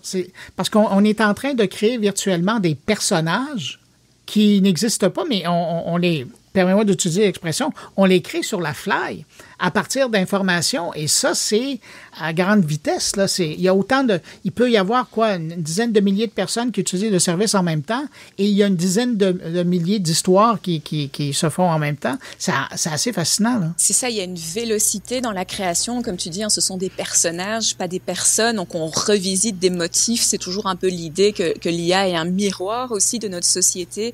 Et là, le miroir, il nous envoie une image effectivement rapidement, comme tu dis, collectivement. Et puis, dans ces boucles de rétroaction aussi, il y a l'idée que les gens qui développent le produit sont à l'écoute et vont proposer de nouvelles fonctionnalités sur base de ce type d'expérience. Donc, par exemple, ce qu'on entend pour l'instant, c'est en anglais. Pour l'instant, c'est dans les fonctionnalités du modèle. Mais on a déjà vu sur Reddit quelqu'un qui est parvenu à avoir un résultat en sortie en français. On sait que l'équipe de Notebook LM travaille là-dessus aussi, sur l'idée d'aller peut-être aussi plus loin dans la personnalisation, dans les contrôles qu'on va pouvoir exercer sur ces petites productions. Donc, tu as raison de le souligner, Bruno, ça va vite. Mais qu'est-ce que ça te dit, toi? Quand on regarde, ChatGPT, c'est sorti, vocal avancé, c'est sorti la semaine dernière. Mm-hmm. Là, cette semaine, on voyait Copilot Voice qui a été annoncé. Mm-hmm. Là, il y a un Notebook qui nous permet de créer un balado là, rapidement avec n'importe quoi. Ça te dit quoi, toi, cette approche par l'interface vocale de l'IA? C'est vraiment une question qui est fascinante parce que Notebook existe depuis plusieurs mois, puis c'est l'ajout de cette fonction effectivement vocale qui a amené un regain d'intérêt. Comme tu dis, on est dans une séquence OpenAI. Là, maintenant, ils rendent ces fonctions de voix avancées accessibles aux développeurs aussi. Mais Meta aussi vient d'ajouter la fonction de synthèse vocale en se basant là sur des personnalités publiques. Donc, on voit plein d'approches qui sont testées simultanément, qui explorent toute cette espèce de nouvelle frontière qui est celle de la voix. Et c'est intéressant de se rappeler que la grande avancée des grands modèles de langage, donc dans la vague actuelle de technologie qu'on vit en ce moment, est basée sur le fait que, si tu me permets le raccourci, les ordinateurs utilisent le langage naturel, donc notre langage à nous. Donc là, on vient un petit peu amincir la frontière entre l'expérience humaine et informatique.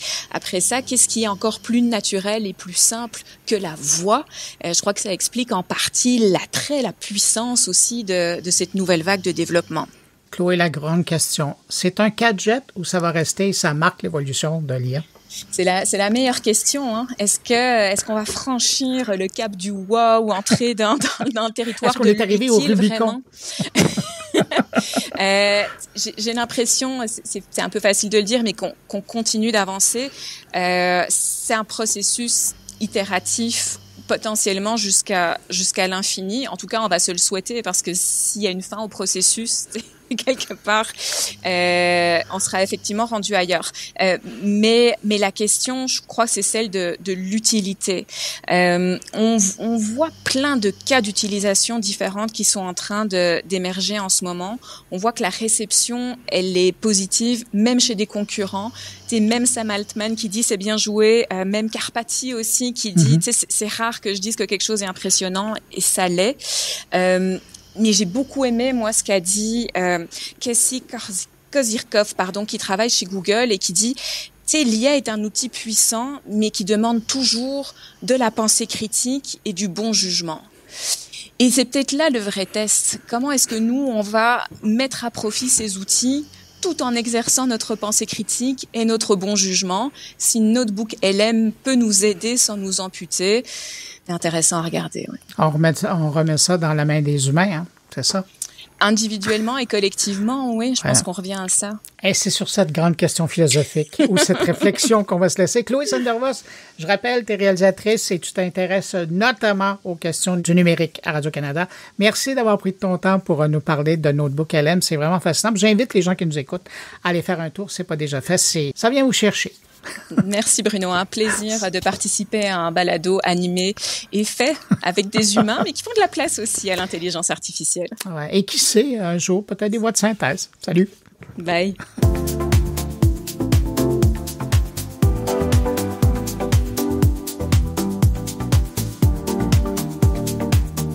On est rendu au moment prompt de cette édition. C'est le moment où Liette Lamonde, la directrice générale de Prompt, vient nous présenter 2 partenaires d'innovation. Cette semaine, on retrouve Vincent Thomas du CIMMI et Jimmy Perron de l'entreprise NSIM Technologies qui ont mis au point une solution permettant d'optimiser les activités de déneigement dans nos municipalités. Bonjour, je suis Liette Lamonde de Prompt et dans cette série, je vous invite à découvrir les femmes et les hommes qui se cachent derrière les innovations technologiques qui sont développées au Québec. Je vais voir c'est qui les humains à l'origine de ces avancées, qu'est-ce qui les motive aussi. Alors aujourd'hui, on parle de déneigement, même si on est en plein été et qu'il fait une belle journée ensoleillée. On parle de déneigement et de géomatique en compagnie de Vincent Thomas et de Jimmy Perron. Bonjour messieurs. Bonjour.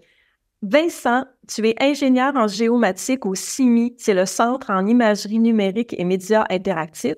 C'est un CCTT, un centre collégial de transfert technologique qui est affilié au Cégep de Sainte-Foy à Québec et spécialisé en informatique, réalité virtuelle et intelligence artificielle. Le CIMI aide les entreprises dans leurs projets de R&D appliqués pour développer des nouveaux produits puis explorer des technologies de pointe. Et Jimmy Perron, tu es président et directeur R&D chez NSIM Technologies. C'est une entreprise qui développe et qui commercialise une solution SaaS qui vise à informatiser la gestion des opérations des travaux publics dans les villes et les municipalités en Amérique du Nord.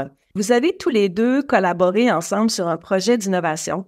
Et c'est un projet qui vise le développement d'outils géomatiques avancés pour optimiser les opérations de déneigement via une plateforme. Vincent, qu'est-ce que c'est la géomatique? La géomatique, c'est tout ce qui traite aux données géospatiales, c'est-à-dire des données qui ont une position à la surface de la Terre. Ça va de l'acquisition de ces données-là, par exemple, à partir d'images aériennes ou par la capture de points GPS. Le traitement de ces données-là, par exemple, la création d'un réseau topologique, jusqu'à la diffusion sur des cartes en ligne, par exemple. Ah, mais oui, c'est ça. Quand on voit des cartes interactives, souvent la donnée vient comme ça de la géomatique, c'est ça? Oui. Là, j'aimerais savoir, vous en êtes arrivé à développer une innovation ensemble. C'est quoi le début de cette histoire-là, Jimmy? Et qu'est-ce que fait NSIM? Ouais, nous, dans l'entreprise, on développe une plateforme, comme vous disiez, pour la gestion des opérations de travaux publics. Donc, on informatise les trajets pour les opérations pour les opérateurs. Donc, on va mettre une tablette dans le véhicule et on va indiquer à l'opérateur, ici, tourne à droite, lève la gratte, démarre l'épandeur, ferme-le.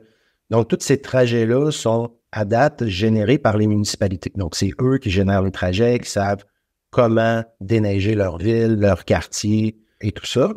Sauf que le problème, c'est qu'ils génèrent les trajets, ils les donnent aux opérateurs via, par exemple, une tablette ou papier, des fois.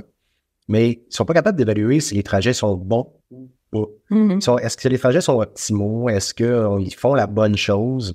Donc, c'est là qu'on a toujours eu dans nos cartons un peu ce projet-là qu'on voulait explorer, mais qu'on savait très bien qu'avec l'ensemble des contraintes qu'il y a pour le déneigement, donc c'est tous des véhicules en route, c'est des niveleurs, c'est des chargeurs, des chenillettes sur les trottoirs. Donc, c'est tous des véhicules avec des contraintes. Certains véhicules ne peuvent pas aller dans certains quartiers. Il y a des zones scolaires.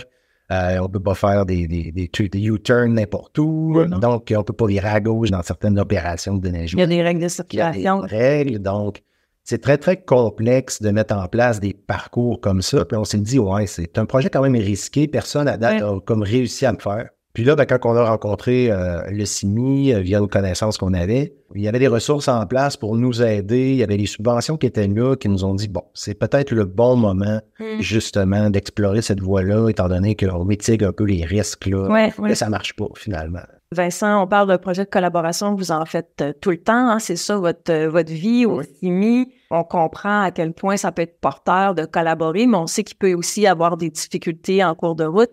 Qu'est-ce que vous vivez comme difficulté dans des projets comme ça? Les défis, c'était surtout d'arriver dans un domaine qu'on connaît pas, de le comprendre un peu plus.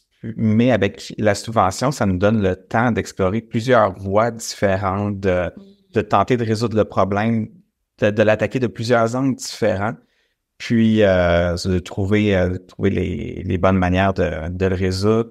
Une des complexités, c'était le nombre de contraintes pour pouvoir générer les trajets d'une manière automatique. Par exemple, je pense les pénalités pour les virages à gauche, par exemple, ou l'utilisation des voies qu'on n'est pas nécessairement obligé de déneiger, mais qu'on peut utiliser, par exemple, pour sortir d'un quartier résidentiel pour revenir un peu plus loin. Non, il y a beaucoup de variables dans votre projet avec lesquelles il fallait composer. Oui. En bout de ligne, là, concrètement, ça donne quoi? Ça donne un super beau prototype. On est en phase bêta. Donc, le contremaître lui-même, c'est pour eux qu'on fait ça. Donc, on veut que le contremaître soit capable lui-même, dans les services publics, de mettre sa zone à déneiger, un point d'entrée, un point de sortie, quelques contraintes qu'il veut, s'il y a des priorités de rue, des choses comme ça. Et automatiquement, le trajet va se générer. OK. Donc, le trajet optimal pour cette zone-là. Donc, ça lui permet, premièrement, de générer un trajet. Et puis, s'il y en avait déjà un pour la zone, ça lui permet de le comparer. Donc, de dire, le trajet généré par le système comparé au mien, il tourne là, il fait 2 km de moins, il fait 8 minutes de moins dans la durée. Pourquoi? Il tourne à droite ici. Ça, c'est peut-être une bonne idée. Donc, à ce moment-là... Oui, il peut s'ajuster. Puis en même temps, il garde le contrôle de faire le choix du trajet puis de choisir le plus optimal. Exactement. Puis, il peut rajouter des contraintes au fur et à mesure. Puis, le système va régénérer un nouveau trajet en fonction de la nouvelle contrainte. S'il dit, non, ici, je ne veux pas tourner à droite. Non, ici, je ne veux pas passer là. On rajoute des contraintes, puis le système va régénérer au fur et à mesure le trajet. Donc là, tu es prêt à tester avec des municipalités? Tu as de l'intérêt déjà, hein? Ah oui, beaucoup d'intérêt. Les gens attendent après ça. Ça fait 2 ans et demi qu'on travaille sur ce projet-là, Tessimi. Wow! Puis, il y a beaucoup de municipalités qui sont déjà prêtes à faire la phase bêta puis à embarquer là, dans ce test-là pour voir si le système, ça tient la route, finalement. On attend juste la neige, c'est ça? On attend la neige, oui. C'est rare qu'on avance à la neige. C'est rare. Cette année, tu vas avoir hâte, en tout cas. Ah oui, j'ai bien hâte de voir ça. Parce que dans le fond, c'est un super beau projet, mais je pense aux impacts aussi que ça va avoir, tu sais. Il y a plusieurs impacts positifs, là. Effectivement, ce qu'on veut, c'est réduire l'utilisation de la machinerie, les temps de la machinerie. Donc, on veut réduire les coûts, on veut améliorer l'émission des gaz à effet de serre, moins de machinerie diesel lourde et sur la route. Ouais. Mieux c'est. Oui, moins c'est polluant aussi. Puis moi, je pense aussi au bien-être des citoyens là, qui ne rêvent que d'avoir du déneigement le plus optimisé possible pour pouvoir bien, après ça, vaquer à leurs occupations, que ce soit d'aller au travail, que ce soit des loisirs aussi, mais ça nous impacte dans nos vies. Hein. Le déneigement, en tout cas, au Québec, on le vit peut-être plus qu'ailleurs, mais disons qu'on a hâte de solutions comme ça. Ça fait rêver un petit peu. Qu'est-ce qui vous motive à innover? C'est de trouver des solutions à des problèmes complexes. Oui. Chaque nouveau projet, c'est des technologies différentes, tout un domaine différent à apprendre. C'est ce qui me motive chaque matin à aller au travail. C'est excitant, Vincent, avec le signe, disons que t'en as, tu peux t'amuser. Hein? Oui. Écoutez, je vous remercie infiniment, Vincent et Jimmy, pour votre générosité puis votre partage. Si vous aussi, vous voulez innover, je vous invite à évaluer les possibilités de collaboration justement avec des partenaires académiques, avec les CCTT. Il y en a 59 au Québec, les CCTT. Prenez le temps d'aller fouiller parce que c'est une belle façon, justement, comme l'expliquait Jimmy, de dérisquer vos projets, d'aller chercher du financement aussi, puisque prendre un programme qui est disponible en continu pour donner accès à du financement sous forme de subvention. Et ça vient tout ça grâce à un soutien financier du ministère de l'Économie, de l'Innovation et de l'Énergie. Alors voilà, on essaie de faciliter l'innovation avec vous. Merci, messieurs. Merci à vous.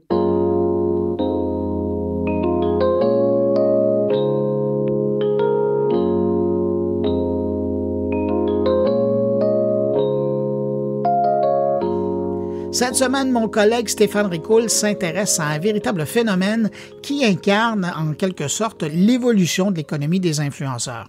Le Sénégalais italien Kaby Lame, un jeune homme devenu emblématique sur TikTok où il a captivé l'attention de près de 250 millions de personnes. J'arrête là, je cède la parole à Stéphane Ricoul.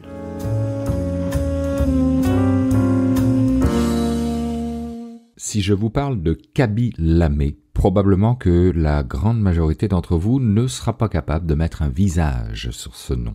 Si au contraire, je vous montre son visage, vous le reconnaîtrez tout en étant incapable d'y accoler un nom. Et pourtant, c'est pas loin de 250 millions de personnes à travers le monde qui le connaissent. $750 000 US, c'est ce que ce jeune homme de 24 ans gagne pour promouvoir un produit dans un post TikTok. Il est un excellent exemple du pouvoir et des profits qui peuvent être réalisés dans l'économie des influenceurs. Je me souviens avoir lu un jour que les acteurs de la série Friends, alors à leur sommet, gagnaient $500 000 US par épisode. Une somme considérable à l'époque, et chaque épisode devait prendre certainement des heures et des heures, sinon des jours, de préparation, de tournage, de montage, etc. Devait prendre des équipes entières aux métiers divers et variés.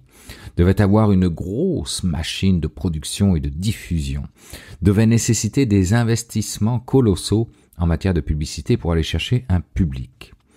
Aujourd'hui, seul, avec son téléphone cellulaire, sans même parler, Kaby Lame attire près de 250 millions de followers. Qu'on vienne me dire après ça que c'est l'intelligence artificielle qui vole des jobs. Selon Forbes, entre juin 2022 et juin 2023, les 50 principaux créateurs de contenu, suivis par un total de 2,6 milliards d'abonnés sur les réseaux sociaux, ont réussi à générer des revenus de quelques 700 millions de dollars. Et pourquoi? Parce que leur public leur fait plus confiance qu'il ne fait confiance à une publicité classique. Erin Lanuti, responsable de l'innovation chez le géant de la publicité Omnicom Group, considère qu'ils peuvent construire une marque d'1 milliard de dollars sans aucune autre forme de marketing et peuvent détruire une marque d'1 milliard de dollars avec un post. C'est un pensez-y bien pour les budgets marketing des grandes marques, un pensez-y bien pour les responsables des relations publiques. Kaby Lame, lui, sans un mot, juste avec l'expression désormais célèbre de son visage, se classe 11e au classement Forbes des meilleurs créateurs de contenu. Un classement obtenu par le croisement des données relatives aux revenus, au nombre d'abonnés, au taux d'engagement et aux activités entrepreneuriales. Car oui, ces TikTokers ou Instagrammeurs ne se contentent pas de faire de courtes vidéos sur leur support préféré. Ils se lancent aussi en affaires. Par exemple, le premier du classement Forbes, avec ses 300 millions de followers, son 9,8% de taux d'engagement, un score d'entrepreneuriat de 4 et ses 82 millions de dollars US de revenus, j'ai nommé MrBeast, de son vrai nom Jimmy Donaldson, âgé de simplement 25 ans, a monétisé sa notoriété en lançant une chaîne de snacks et une chaîne de restauration rapide. Il se crée donc de la valeur économique autour de ces stars de 6 pouces de diagonale. Je parle bien sûr de la taille des écrans à travers lesquels ils se taillent leur succès. Allez, juste pour le plaisir, je vous donne les deux autres du classement qui complètent le top 3. En deuxième position, avec 112 millions de followers, un taux d'engagement de 6,5%, un score d'entrepreneuriat de 4 et des revenus de 24 millions de dollars US, KSI, de son vrai nom, Olajide Olatunji, qui a commencé avec des vidéos YouTube autour de jeux vidéo de soccer sur FIFA. Et en troisième position, avec 66 millions de followers, un taux d'engagement de 1,6%, un score d'entrepreneuriat de 4 et des revenus de 34 millions de dollars US, Jake Paul, de son vrai nom, Jake Paul. Quant à Kaby Lame, à la 11e position du classement Forbes, son engagement moyen est de 0,85% et son score d'entrepreneuriat est aussi de 4 et ses revenus de 16,5 millions de dollars US. Et il s'apprête à faire le grand saut pour se lancer dans une carrière de cinéma à Hollywood. Peut-être un film muet. Les paumes des mains tournées vers le ciel comme jeu d'acteur, assorti d'un sourire complice et 2 yeux écarquillés, sa marque de commerce. On ne sait jamais, TikTok semble mener à tout. Comment, à ce propos, expliquer le succès de certains influenceurs sur TikTok? Il y a certainement plusieurs facteurs clés à prendre en considération, mais à la base, ce sont pas mal les contenus authentiques et non filtrés qui mènent au succès. Ces moments uniques, réels et personnels qui sont partagés et qui créent un lien fort avec l'audience. Sauf que ceux qui réussissent bien sont ceux aussi qui comprennent parfaitement le fonctionnement de l'algorithme. Je vais rephraser ici. Ceux qui réussissent bien sont ceux qui jouent le mieux avec le fonctionnement de l'algorithme, qui savent quand publier, avec quels mots-clés, quoi faire pour capter l'attention dans les premières secondes. Ensuite de quoi, les interactions avec ses followers font partie de la clé du succès. C'est le fameux taux d'engagement du classement Forbes. La création de contenu viral, la collaboration ou les partenariats avec d'autres pèsent aussi dans la balance et bien sûr, ne pas oublier la capacité d'innover et de se tourner sur une scène car ça va vite les changements de tendance ou de technique dans ce monde-là. Je repense maintenant à la série Friends. Je la regardais à jour et heure fixe qui m'était imposée par un diffuseur. Sur une télévision, seul écran alors disponible. J'ai comme l'impression que j'avais du temps pour faire ça. Aujourd'hui, avec nos emplois du temps de plus en plus chargés, nous cherchons des formats courts de contenu, faciles à consommer, faciles à comprendre et à en retenir l'essentiel. Dans notre monde où l'attention est une ressource précieuse, ces formats se sont taillés une place de choix et répondent à un besoin humain de connexion et de communauté. Du moins, c'est ce que ces plateformes cherchent à nous faire croire. Seulement voilà, 30 ans plus tard, je parle encore de Friends et m'en sers d'éléments de référence. Pourra-t-on en dire autant du top 3 des influenceurs selon Forbes? Peut-être que oui, peut-être que non. Personne ne peut le prédire. Mais toujours est-il qu'une chose ne semble pas changer avec le temps, on cherchera toujours, comme humain, à laisser une trace dans notre monde, qu'elle soit numérique ou non. Depuis les premiers récits autour du feu jusqu'aux fresques murales des cavernes, l'humanité a toujours cherché à raconter des histoires et à se connecter les uns aux autres. TikTok et Instagram ne sont que les dernières incarnations de ce besoin fondamental en permettant de partager des moments de vie, des idées et des émotions de manière instantanée et visuelle, perpétuant ainsi notre tradition ancestrale de communication et de communauté.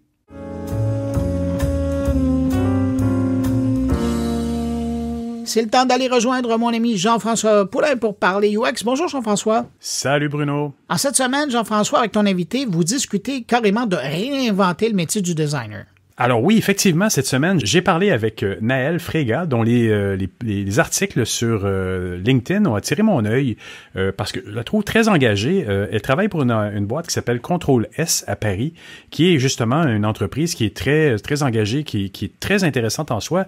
Et dans l'entrevue, elle nous en parle de leur engagement justement au niveau environnemental, mais plus large que ça, environnemental, régional.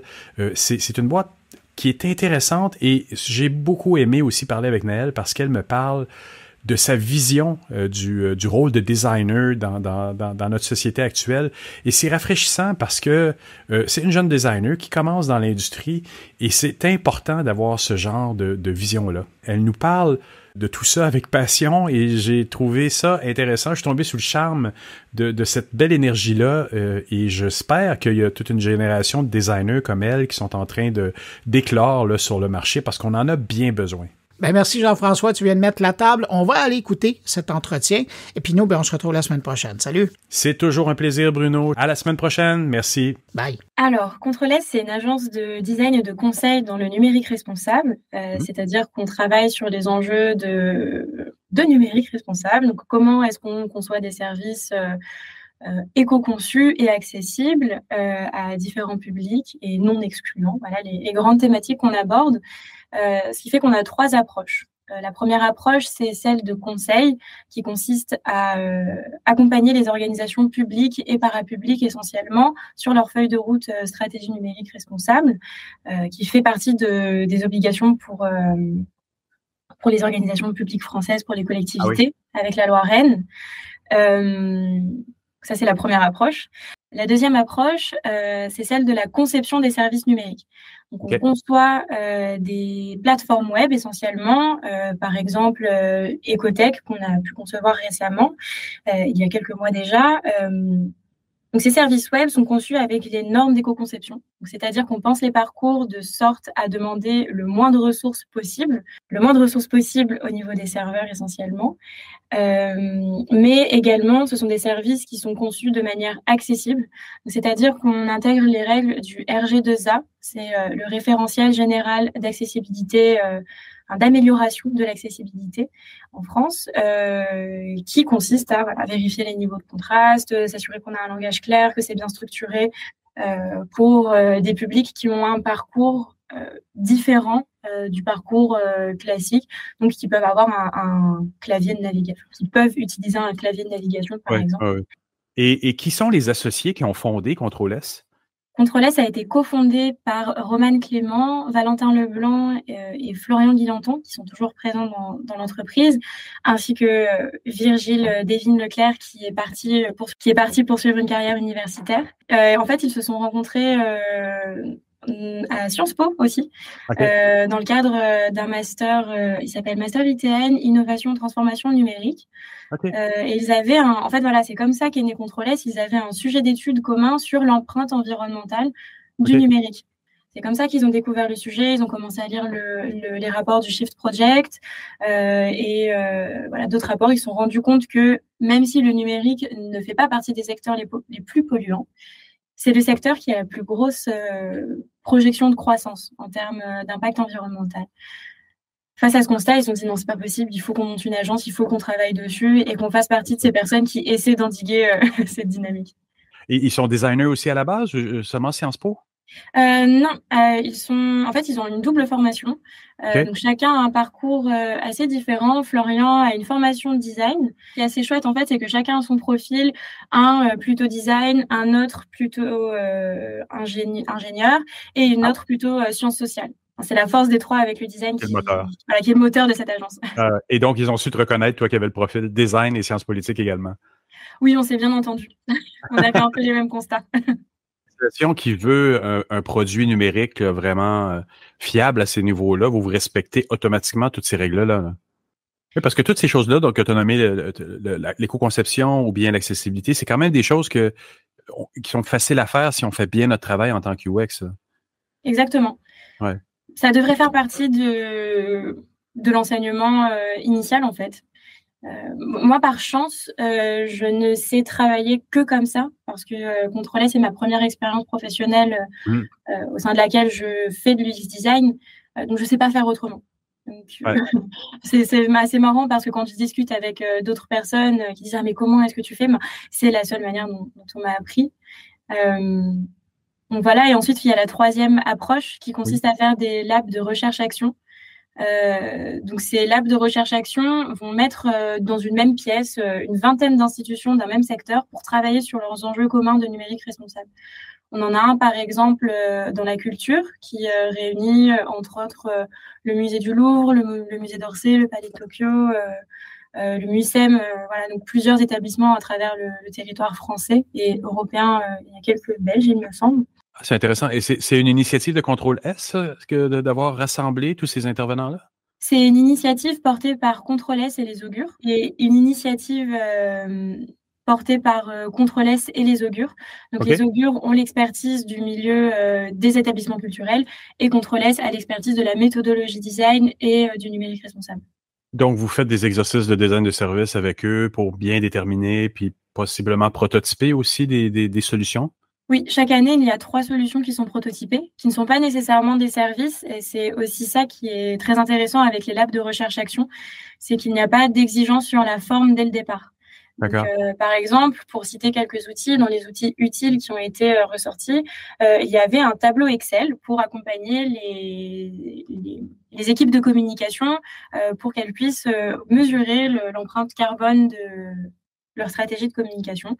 Donc, c'est pas un service en soi, c'est pas un service numérique, c'est pas une nouvelle application, mais ça leur est utile et ça fait 2 ans que ça a été mis en place, il me semble, et encore maintenant, les personnes me disent « Ah, mais oui, j'utilise cet Excel, c'est trop bien, c'est très, très pratique. » Et on a aussi une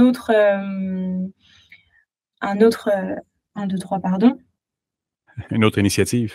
Voilà, on a aussi une autre solution, une autre initiative qui est le club des cobayes, qui consistait, donc bon, j'ai pris que des enjeux sur la communication, ce sont ceux qui m'ont le plus marqué, mais qui consistait à rassembler plusieurs acteurs. Donc il y a environ peut-être un peu moins d'une dizaine, et de les mettre ensemble pour qu'ils puissent choisir les initiatives qu'ils allaient essayer de mettre en place. Donc voilà, les cobayes, ils vont essayer de nouvelles choses et ils vont partager leur retour d'expérience avec leurs pairs. Et voilà, tout ça va être restitué la semaine prochaine, il me semble, pour partager ce retour d'expérience et le diffuser à l'ensemble du secteur. L'idée, c'est de pouvoir gagner du temps, en fait, plutôt que de vendre des missions de conseil à chaque établissement et passer 20 ans à arriver à une même solution, autant apprendre des autres. Et ça dénote une belle mission de la part de Contrôle S de se lancer là-dedans, d'aller chercher des intervenants, de les rassembler. Je pense que c'est aussi beaucoup la base de notre métier. Je pense que sans ça, on n'est que des designers de petites interfaces, mais quand on prend la peine de faire ce que Contrôle S fait, il y a quelque chose d'autre. Et je comprends donc ton enthousiasme. C'est pour ça que je voulais te parler aujourd'hui. J'ai vu ton enthousiasme dans LinkedIn à travers tes publications. Mais qu'est-ce qui t'a amené aussi à un Contrôle S? C'est un parcours intéressant qui n'est pas celui du designer habituel non plus, là. T'as fait quoi pour arriver là? Je suis tombée sur la bonne annonce Facebook. Aussi. Voilà. Mais c'est tes études à laquelle je référais. Tu as fait sciences politiques. Oui. Là. Donc, parle-moi un peu de ça. Qu'est-ce que de sciences politiques motive quelqu'un de ton âge à vouloir devenir designer de service ou designer UX, en fait? Alors, initialement, moi, j'ai une formation technique en design de produits, création industrielle. J'ai fait un bac technique, j'ai fait des études techniques jusqu'à un niveau master 1. Et au moment de ma deuxième année d'études, j'ai réalisé qu'en fait, il y avait d'autres enjeux que les enjeux esthétiques et formels qui m'avaient poussée à faire ce métier. Mais voilà, des enjeux de pollution, d'impact humain, de nos choix de conception. Et en fait, j'ai réalisé à ce moment-là que je manquais de clés de lecture. J'avais pas une formation académique et je me suis dit mais mince, en fait il y a des choses là, ça relève de la politique, ça relève de la science, et j'ai besoin de comprendre tout ça. Si je le comprends pas bien, je ferai pas bien mon métier, en fait. Je serai toujours c'est un peu dur comme formule, mais j'avais l'impression d'être contrainte d'être le pantin qui décide pour d'autres personnes qui décident. Moi, j'avais envie de décider. Et je pense que le cerveau des designers, la formation des designers a des capacités de décision, mais avec seulement une formation de design, j'étais pas audible. Donc c'est pour ça que j'ai choisi les sciences politiques. C'était une convention qui était possible une passerelle qui était possible entre mon école, donc l'ENSAMA Olivier de Serres à Paris, et Sciences Po Paris. J'ai été prise, j'ai eu la chance d'être prise, et voilà, donc j'ai nourri mon bagage académique au cours de ce master. C'est une très bonne idée. C'est un beau mélange parce que c'est un mélange que j'ai rarement entendu dans le métier de design, de quelqu'un qui a fait design et qui l'a enrichi de sciences politiques en plus après. C'est très, très cool. Et donc, ça donne toi maintenant chez Contrôle S. Et en pré-entrevue, tu m'as parlé également de vouloir comme réinventer le métier, donc à partir de là. Parce que ça a eu un effet sur toi, mais tu veux aussi avoir un impact sur notre métier, qui en a bien besoin également. C'est quoi? Qu'est-ce que tu veux faire avec quel angle tu as avec ça, là? Alors, réinventer le métier, c'est une horizon que je me donne. Parce que je suis toute petite, donc j'ai pas du tout la prétention d'y être arrivée encore. Mais en fait, je cherche à m'extraire, comme je disais, de la posture d'exécution, de la posture technique. Et en fait, j'essaie de nourrir mon rapport d'étonnement au monde. J'ai un rapport très naïf au monde. Je me pose des questions d'enfant, mais pourquoi est-ce que ça fonctionne comme ça? Puis moi, quand on me dit c'est comme ça, c'est tout, je suis assez pénible là-dessus parce que ça me suffit pas. J'ai besoin de comprendre, de décortiquer. Donc, voilà ce que je fais. Et pour ça, je mène des activités à côté. Donc, je suis membre du podcast Design Masterclass. Et c'est un vrai terrain d'exploration. Oui, il n'y a que des designers, des UX designers essentiellement, ou des designers de services, des designers de services publics, d'innovation publique. Il y a des profils assez variés, mais on a tous un objectif commun, c'est questionner la pratique du métier de design au regard des enjeux de société. C'est essentiel, je dirais, hein, parce que effectivement, nous, designers, en ce moment, on est souvent en amont dans les projets, en aval dans les projets.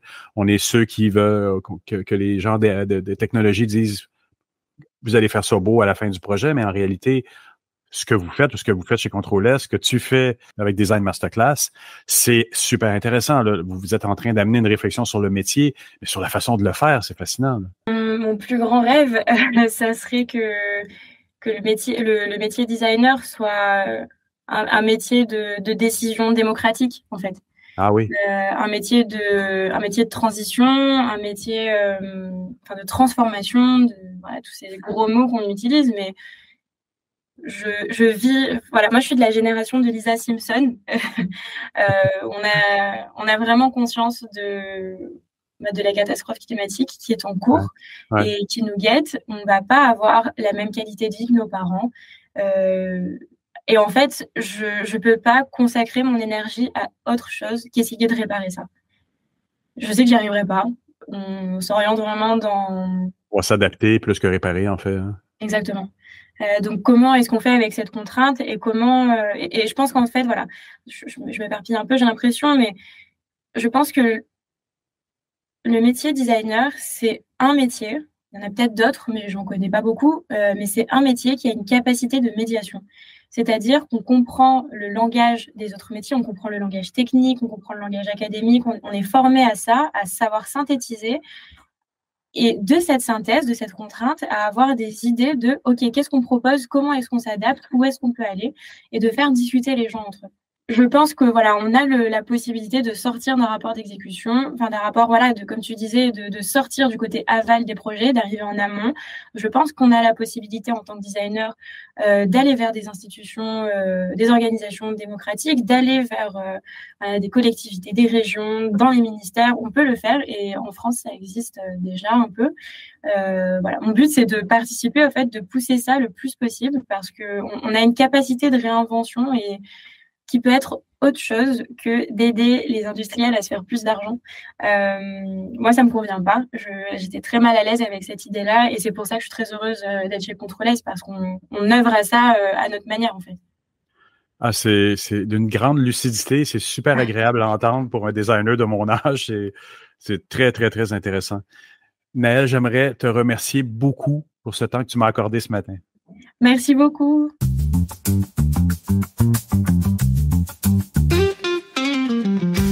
Et bien voilà, c'est ainsi que se termine cette édition de Mon Carnet. Un gros merci à nos invités, merci à mes collègues, Jérôme Colombin, Stéphane Ricoul et Jean-François Poulain pour leur présence cette semaine.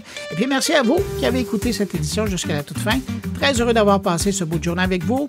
Je vous donne rendez-vous vendredi prochain pour une nouvelle édition de Mon Carnet. Mais sinon, dès lundi, si vous avez pris la bonne habitude d'écouter 120 secondes de tech au quotidien. Au revoir, portez-vous bien.